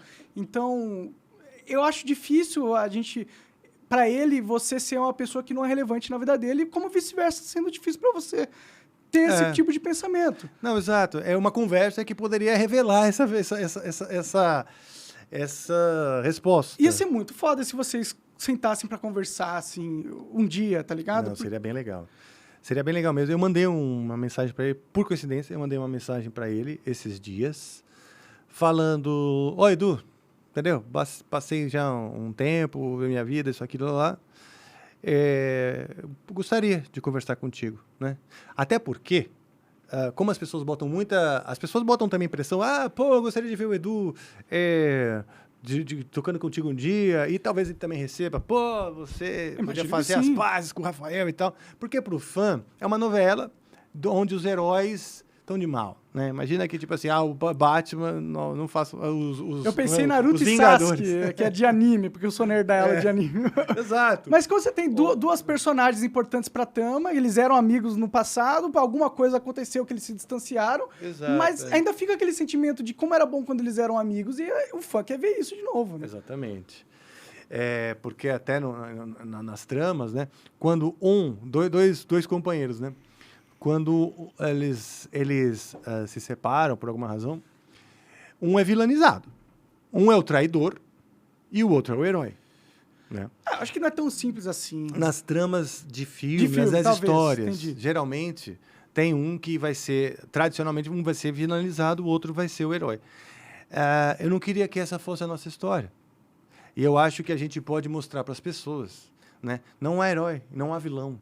Não, na vida real não existe isso. Exato, né? Porque se eu tentar vilanizá-lo para ser o herói, ou vice-versa, aí a gente vai estar... jogando pras narrativas, né? Exato, e assim, Contando uma e mentira botando fogo numa infantilidade que hoje está no imaginário popular. Sim. Que é uma tendência a achar que um herói é outro é vilão. Porque foram... Que acha que o mundo é preto e branco, Exatamente. né? Como se tivesse... E eu acho que não, a gente, como figuras públicas, a gente pode contar diferente essa história para as pessoas, sem precisar cair nessa armadilha de tentar se vender como herói e vilanizar o outro. Então, acho que teria que os dois realmente ter essa conversa. Ter essa conversa, falar, isso aqui, papapá, e parar de fazer essa brincadeira de conversar publicamente coisas que tem que ser conversada em quatro paredes. Verdade, né? Pô, eu acho que seria muito...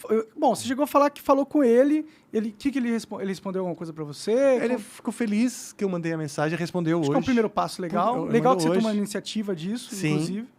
Ficou feliz que eu tomei esse passo, ele ainda não se sente pronto, mas está feliz e tal. Eu falei, pô, legal. Um primeiro passo tudo da a seu hora. tempo, falei, tudo a seu tempo, abraços, não vão ficar enchendo o saco, tipo, não, mas vamos conversar. Claro, não, claro. Mas ele ficou feliz, falou, ainda não estou super pronto, mas beleza, que legal que você mandou, vamos aí. Às vezes, para ele nem estava mais achando que era possível uma reaproximação nesse sentido, ele teve que lidar com essa nova informação. Pois exato. E processar aquilo, né? Para ele mesmo. Eu acho que vocês deviam conversar pra caralho, né? Porque, porra, vocês são velhos já, né? Sim. Porra, dá pra vocês entrarem e conversarem, né? E eu acho que pro fã e pras pessoas, e até pra sociedade, se a gente quiser abranger aí mais o assunto, seria muito, muito, muito, muito legal ver, porra, duas pessoas que participaram da vida de muita gente, que foram importantes pra muita gente. Primeiro, pessoalmente, se encontrarem, conversarem e tal, mas depois, num segundo momento, imagina que foda seria o Edu Falaschi no Ampliflica, por exemplo. Porra, bicho. Seria maravilhoso, ó, até arrepiei, ó.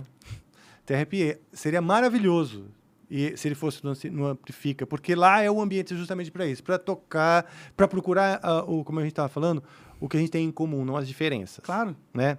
E para falar de música e para tocar, que é o que as pessoas querem. Sim. Né? E a gente recebe muito esse pedido lá. A gente recebe muito... Chama do Falaschi. Chama do Falaschi, que legal. E aí, por isso também, porque eu pensei, bom, no plano pessoal, como eu disse, precisaria ajustar algumas coisas, né? Claro. E no plano profissional, não tem como acontecer sem esse ajuste pessoal. Com certeza. Não teria como ele ir no Amplifica sem a gente ter essa primeira conversa juntos. Sem alinhar algumas coisas. Porque eu não imagino, o Amplifica não é pra gente ficar lavando roupa e...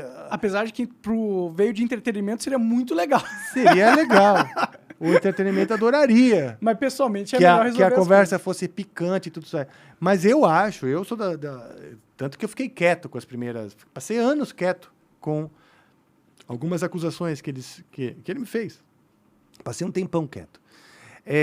Porque eu acho, cara, que algumas coisas têm que ser conversadas em off. Você conversa com a pessoa. Melhor, se você não tem mais cara para conversar com a pessoa, você chama um advogado e com o advogado. Ninguém precisa saber, você resolve. Sim, sim. Não é? Então, acho que essa primeira conversa pessoal, ela tem que acontecer ao seu tempo, não quero pôr pressão também. Ele mora aqui no Brasil ou ele tá lá fora? Mora no Brasil. Mora no Brasil? Mora. Então não é tão mais não, difícil. Não tá é só pegar um Uber. Não tá tão distante, a gente faz parte do mesmo universo. O que ele gosta de comer? Não sei, cara. Acho que churrasco, ele gosta de churrasco. Um churrascão? Que eu me lembro, acho que churrasco, ou comida japonesa. Não sei. Mas isso é fácil também de saber. E é isso. Tendo essa aproximação, a gente poderia até criar coisas que são legais juntos. A gente faz parte do mesmo universo, mesmo cenário musical. Estamos tocando o mesmo disco agora. O Angra agora está saindo, celebrando os 20 anos do Rebirth, disco que nós gravamos. E ele também. Ele tá fazendo um show, lançamento do álbum dele, que ele fez no meio da pandemia, mas está fazendo a turnê agora. E vai tocar o Rebirth na íntegra também. O mesmo, vamos dizer, mesmo repertório, assim, Por uma isso parte. que seria muito foda vocês se reunirem novamente. Imagina um show de vocês dois. Então, seria legal. Eu acho que pro fã ou pra quem gosta de música, uma reconexão entre vocês dois é ultra positiva, né? Sim. Porque vocês vão ter a oportunidade de fazer experiências para as pessoas que vão ser mágicas. Sim. E que essa coisa de talvez infantilidade dos dois, talvez uma falta de comunicação ali entre um ou outro, que é uma coisa pequena, se for para pensar, não tem porquê. Eu poderia ter ficado puto com o Igor, ou ele puto comigo pelo que aconteceu, e foi uma coisa, assim, trágica o que aconteceu, né? Mas pra gente seria uma besteira, porque não importa se o CNPJ tá separado, entendeu? Eu acho que a amizade, a relação entre dois humanos, ela tem que ser maior do que isso, entendeu? Sim. Eu também acho. Olha, claro, se não existe um vínculo de amizade, a gente não é amigo do mundo inteiro, tem ex-namorado, a gente se relaciona, né? Seja tem namorado, amigos em comum, né? Ou pessoas que deixam de fazer parte da sua vida e tá tudo bem. Não deixou vazio, você viveu aquilo com aquela pessoa naquele tempo, né? Você se repara, cada um segue seu caminho e tá tudo certo. Que com ex-namorada é esquisito, né? Porque você vai virar amigo da sua ex-namorada, sendo que você tá com a sua namorada atual, aí pode rolar muito tempo. Mas na questão da música, foda-se, é só, tipo... Qual que seria o negativo de vocês dois se reconciliarem? Qual que seria a parte ruim para todo mundo? Eu falho em enxergar. Não existe. Não existe só traz benefício para todo mundo, né? Inclusive o público. Acho que o negativo, entre aspas, aí, é o sacrifício. Você abrir mão, né? Você tem que abrir mão, você tem que fazer concessões. Concessões no que você acredita. Por quê? Porque tem uma outra opinião. Então, você tem que fazer uma concessão, às vezes. Eu acredito nisso. Não, mas eu acredito nisso. Tem diferenças. Mas você não precisa conceder. Você pode só encontrar um caminho onde as duas diferenças se relacionam. Exatamente. Essa harmonização dessas diferenças. Exato, a harmonização é uma ótima palavra. Essa harmonização da diferença é único, entre aspas. É coisa negativa porque é um sacrifício. É difícil. Às vezes, difícil. Claro. Porra, tem um orgulho, todo mundo tem seu ego ferido. Claro. Opa, não vou ser hipócrita. Mas aí eu teria que, então, deixar o meu orgulho e ele o dele, o meu ego ferido e o dele e ele o dele. E essa seria a única coisa chata, porque você passa por um tempo que, puta, deixar debaixo do tapete às vezes é melhor. Entendeu? O enfrentamento, não é todo mundo. Não é que é melhor, é mais fácil, talvez. Né? Exato, melhor, exato, mais cômodo. É mais cômodo. Mais cômodo. Mas o melhor é se entender sempre, né? Exato, eu acho que tipo, vai ter benefício. Você benefício. não matou a mãe dele, ele não matou teu pai. Não é algo assim, entendeu? Não é algo irreconciliável, entendeu? Exatamente, por isso que eu acho que a gente tem que ser um pouquinho mais tolerantes, sabe, com as diferenças. Exato, porque esse é o limite da rejeição que eu falo. De tudo que a gente, sem querer voltar no outro assunto, mas de tudo aquilo, eu falei, eu acho que no fim, o castigo que foi dado ao monarca, isso, aquilo, é muito exagerado. Eu acho. Não, eu também acho. Muito exagerado. E a mesma coisa, esse assunto, Rafa e Edu Falaschi também, foi tipo assim, nossa, começou a tomar um vulto, que era fácil, era o advogado ligar pro outro, que é o que eu queria. Eu falei, eu mandei um convite para conversar, então via advogado, porque já não estava rolando um entendimento entre nós. Né? E eu falei, bom, beleza, os advogados se viram, eu sou amigo dele, vão se vir, vão conversando, vai negociando, tudo bem. Né? Mas aí já acabou entrando na esfera pessoal, infelizmente. Exatamente, nem imaginava, mas beleza. Mas a gente está num mundo que...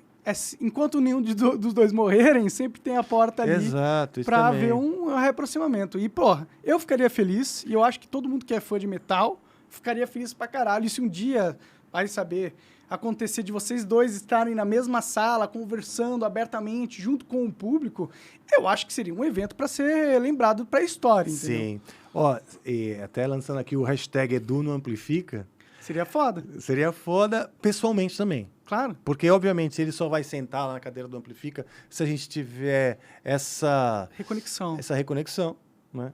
E seria um grande momento para mim de realização. Fazer, puta, um programa que eu tô construindo com uma equipe foda, um puta momento legal da minha vida e poder sentar lá e conversar com todos os músicos e que não exista nenhuma persona não grata, né? Que é lá, tem aquela cadeirinha do convidado, seja para todo mundo que curte música, profissionais de música, pessoas que tenham para acrescentar para o público que gosta do que a gente está fazendo, que é música, e mostrar o lado humano do artista. E vocês dariam uma aula para as pessoas que te acompanham, né?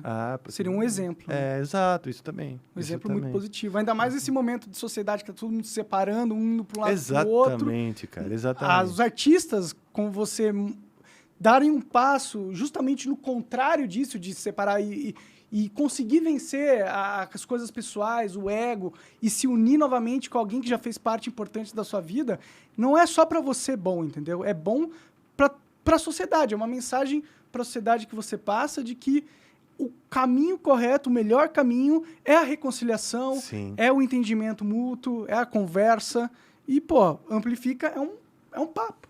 Sim. Que é melhor, é o local para acontecer algo assim. Putz, seria maravilhoso. Posso te contar uma coisa que eu lembrei, cara? Claro. É uma coisa muito doida, né? Por quê? Porque essa história toda, ela vai completamente contra as coisas que eu acredito, né? Eu acabei sendo inserido numa espécie de circo que vai contra as coisas que eu acredito. Então, eu comecei a pirar nisso também. Tipo, como eu vim parar numa confusão que eu tanto evito, né? E aí, tem uma parte curiosa nessa história que foi o seguinte. Quando começou isso em 2017, faz tempo, né? O Angra estava gravando, começando a produção do álbum, do Omni, um dos álbuns que nós gravamos. Aliás, o último que nós gravamos. A minha ex-esposa, mãe do meu filho, ela estava com problemas estava doente, né? Doente, ela estava tendo surtos psicóticos, né? E aí, então, eu tive a guarda da minha filha, que hoje é filho, porque se afirma filho. Então, tudo isso acontecendo na mesma época, né? Então, ela estava tendo esses surtos e estava deixando a minha vida infernal.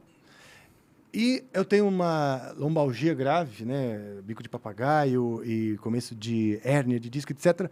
E estava atacada por conta do estresse. Então, imagina, eu estava de cama, não consegui sair da cama por uma semana, vivendo esse estresse no ambiente pessoal, que era o problema. Vários com problemas, a mãe de várias fontes. Do meu filho. Sim. E eu recebendo uma pressão de todos ao meu redor, dentro do Angra, para dar um jeito na situação com relação ao Edu Falaschi, que eu não me opunha, eu fui o único que não me opus. Só olha que curioso, eu fui o único, eu tenho testemunhos de todos, que foi que eu não me opus ao que ele estava fazendo, mas eu era o dono do nome Angra. Então, a gente tentou, sim, telefonar, todos ligaram, falaram com ele, etc., mas não tinha muito acordo, porque ele queria fazer o show dele. Ok. Eu falei, deixa o cara fazer o show. Vivendo tudo isso, eu mandei o advogado, pedi para o advogado, isso foi deliberadamente, eu imaginei, porque o advogado que cuida do nome, né, fazer uma notificação extrajudicial para que ele entrasse em contato para a gente resolver essa parada, certo? E aí que começou todo o bololô, porque em vez de notificação já virou processo que eu queria processar. Não era nada disso, eu estava de cama, né? Tendo problemas com a minha vida pessoal, tanto com a formação do meu filho, quanto o estresse que eu estava vivendo e de cama. Aí foi em casa, então eu chamei uma acupunturista. Olha, a história que eu quero contar é disso. Foi uma acupunturista lá em casa. E aí ele chegou para mim e falou o seguinte... e eu, né, puta do estresse. Ele chegou e falou o seguinte: olha, eu posso fazer acupuntura em você, mas eu estaria mentindo para você. Porque a acupuntura, ela não vai te curar. Eu falei, bom, muita dor eu sentia. Aí eu peguei e falei assim, como não, né? Ele não vai desinflamar as suas costas. A gente vai fazer algumas sessões, essa lombalgia vai melhorar e você vai sair da cama. Mas não vai te curar. Eu falei, tá, mas então o que vai me curar? O que vai te curar é meditação. Aí eu peguei e falei, como que meditação vai curar minha dor nas costas? Tipo, não parece muito conectado uma coisa com a outra, né? Completamente fora. Aí ele pegou e falou o seguinte, eu agradeço esse menino, cara, mesmo. Ele, hoje eu agradeço, até na hora eu senti ódio. Eu vou te contar por quê. O que aconteceu? Ele pegou e falou o seguinte, não, aí eu vou espetar isso aqui, mas o que vai curar é a meditação. Vamos fazer... Aí eu falei, então, eu estou fazendo qualquer coisa para me curar. Vão, então, meditar. Falei, estou fazendo qualquer coisa mesmo, né? Beleza. Desliga, primeira coisa que eu quero que você desliga o seu celular. Meu celular não desligava nem, acho que quando eu dormia. Sabe assim? Não, desliga o seu celular. Eu desliguei. Beleza. Agora é o seguinte, nós vamos começar a meditação. Ela tem que ser um processo semanal, sei lá. E... a primeira coisa que eu te falo é o seguinte, depois que você começa, a sua vida vai se transformar. O cara falou, sua vida vai se transformar. Não vai ser igual. Você não vai meditar e as suas expectativas são todas... as coisas começam a se resolver do jeito que você imagina. A vida começa a embaralhar e tudo muda. Né? Muda a sua visão das coisas e muda também os eventos. Uma coisa louca. Falei, beleza, passando a minha dor nas costas, está ótimo. Né? Tá certo. Aí meditei por, 2 horas, o cara me induzindo, explicando qual era o conceito primeiro, o que era meditar, depois fazendo alguns exercícios de meditar, porque é super difícil, né, esvaziar a mente, etc. Beleza, durou umas 2 ou 3 horas a sessão com o cara, em casa, porque ele foi em casa, eu estava travadíssimo. Acendi o celular e tava o vídeo do Edu na internet, aquele vídeo dele puto da vida, com a porra da notificação, dizendo que ele tentou me ligar e eu não atendi. Putz. Bem na hora... tu tava meditando. Que eu, por conta de desespero que a minha vida estava, ter desligado o celular para curar a lombalgia, o estresse que eu estava vivendo e que inclusive esse estresse era um estresse dentro do Angra, porque lá, nossa senhora, isso virou um problema, esse negócio, que é um problema que eu nem via. Aí eu falei para ele, bicho, nossa, olha isso, cara. A minha vida realmente mudou ali. Porque tava aquele vídeo do Edu na internet, as costas continuavam doendo, óbvio, porque não é um milagre que acontece contigo. Claro. E ali, cara, eu fui mais pro fundo. Da meditação? Mais pro fundo do poço, do estresse, do desespero. Eu falei, puta, que merda, a coisa só piorou. Né? A porra da notificação, que era para melhorar, parar, pra gente conversar, isso, aquilo, só cagou mais. E aí, bicho, foi tempos e tempos. Então estamos em 2022, depois disso, meu pai já morreu o André Matos, já fizemos turnê no mundo com esse disco que a gente gravou e tal. E essa semana passada, no final da semana passada, que eu mandei 5 anos depois, olha só, é tempo, viu, bicho? É tempo, é. Especialmente quando você está sofrendo. Demora para curar as coisas internas, né? Hoje, graças a Deus, eu tenho mas muito menos crises de lombalgia e hérnia, né? Crises das dores, né, tal. A mãe do meu filho está sendo tratada há alguns anos, porque logo depois, aquela foi a última crise que ela teve. Olha que coisa curiosa. Curioso mesmo. Aquela semana foi o último surto psicótico que ela teve. Então, hoje está tudo bem. Já sou casado com outra esposa, a Vanessinha, beijo a Vanessinha, há muitos anos. Mas a mãe, né, do teu filho, você precisa ter uma boa relação. Claro, né? Você precisa dar um exemplo de respeito, de cumplicidade, de amizade. E quanto melhor, né? Mais do que estar dentro da mesma casa, a criança precisa ver que você respeita, né? Claro. Qualquer um dos progenitores e tal. E aí, a relação começou a melhorar ali. Mas esse campo, né, o campo, vamos dizer, do mundo Angra, do metal, dessas guerrinhas, isso continuou incendiado por muito tempo, né? E aí, em 2019, meu pai veio a falecer, também o André Matos, 3 meses depois. E 2020, todo mundo não precisa nem contar. O mundo, na Revolução, todo mundo foi os gatos, tudo no mesmo saco, botaram todos os gatos do mundo inteiro num saco, chacoalharam. Deixaram 2 anos ali, tipo, chacoalhando, e depois solta de volta. Então é isso. Então, nesse momento, 5 anos depois. Cara. Eu acho muito foda o que tu tá fazendo agora, na minha opinião, entendeu? Eu sou do pensamento que é melhor se entender do que ficar com esse fogo latente dentro do seu inconsciente, lá no fundo, mas que se persiste, porque é algo não resolvido. E tem que resolver, meu. Tem que resolver essas paradas, porque todo mundo sai ganhando. A gente discutiu o que se perde se resolver nada. Não, todo mundo sai ganhando. Então, eu acho muito foda que tu tá tendo essa iniciativa. Eu acho muito legal. Eu acho que é positivo. Eu espero que o Edu, olhe pra dentro de si e perceba que não faz sentido ficar com essa rixa aí para sempre. É muito melhor se entender. E aí, de se entender, outros caminhos que podem ser muito positivos, eles se abrem. E para ele, e para os fãs, e para o metal, é a melhor coisa que pode acontecer, na minha visão. Concordo plenamente, cara. Valeu, Rafael. Obrigado, velho. Obrigado mesmo por ter vindo aí conversar comigo. Cara, sempre, qualquer hora. Inclusive fora das ar. câmeras. Vamos fazer um churras aí um dia desse. Eu gosto de conversar contigo mesmo. Eu gosto de você, sabe? De verdade, eu te admiro. Acho que você é um grande comunicador. Acho que você mostrou a força que você tem com tudo isso. Entendeu? Que você também tem essa força emocional. Acho legal que você sustente. Não sei o quanto isso é bom, como eu te falei, como amigos. Sim. Como amigo mesmo. Porque eu não sei o quanto também você vai ser moldado pela própria vida. Sim, claro. Eu acho que você é mais novo que eu. Quantos anos você tem mesmo? 31. 31. Então, eu tenho 20 anos mais que você. Eu tenho 50. Você 51 esse ano. Sim. Então, assim, acho que a vida vai também dando umas cacetadas na gente. A gente vai mudando a nossa opinião. Claro. Certo? Mas eu me sinto privilegiado de poder dizer que te conheço, que eu sou teu amigo, acompanho e quando muitos dos que cancelaram, jogam pedras, eles vão mudar essa opinião também. Se Deus quiser. Sobre você. E aí eu falo assim, eu tava lá, eu tava do lado. Eu tava... Ajudou na reconstrução. Exato. Foi difícil porque o Amplifica também se fudeu.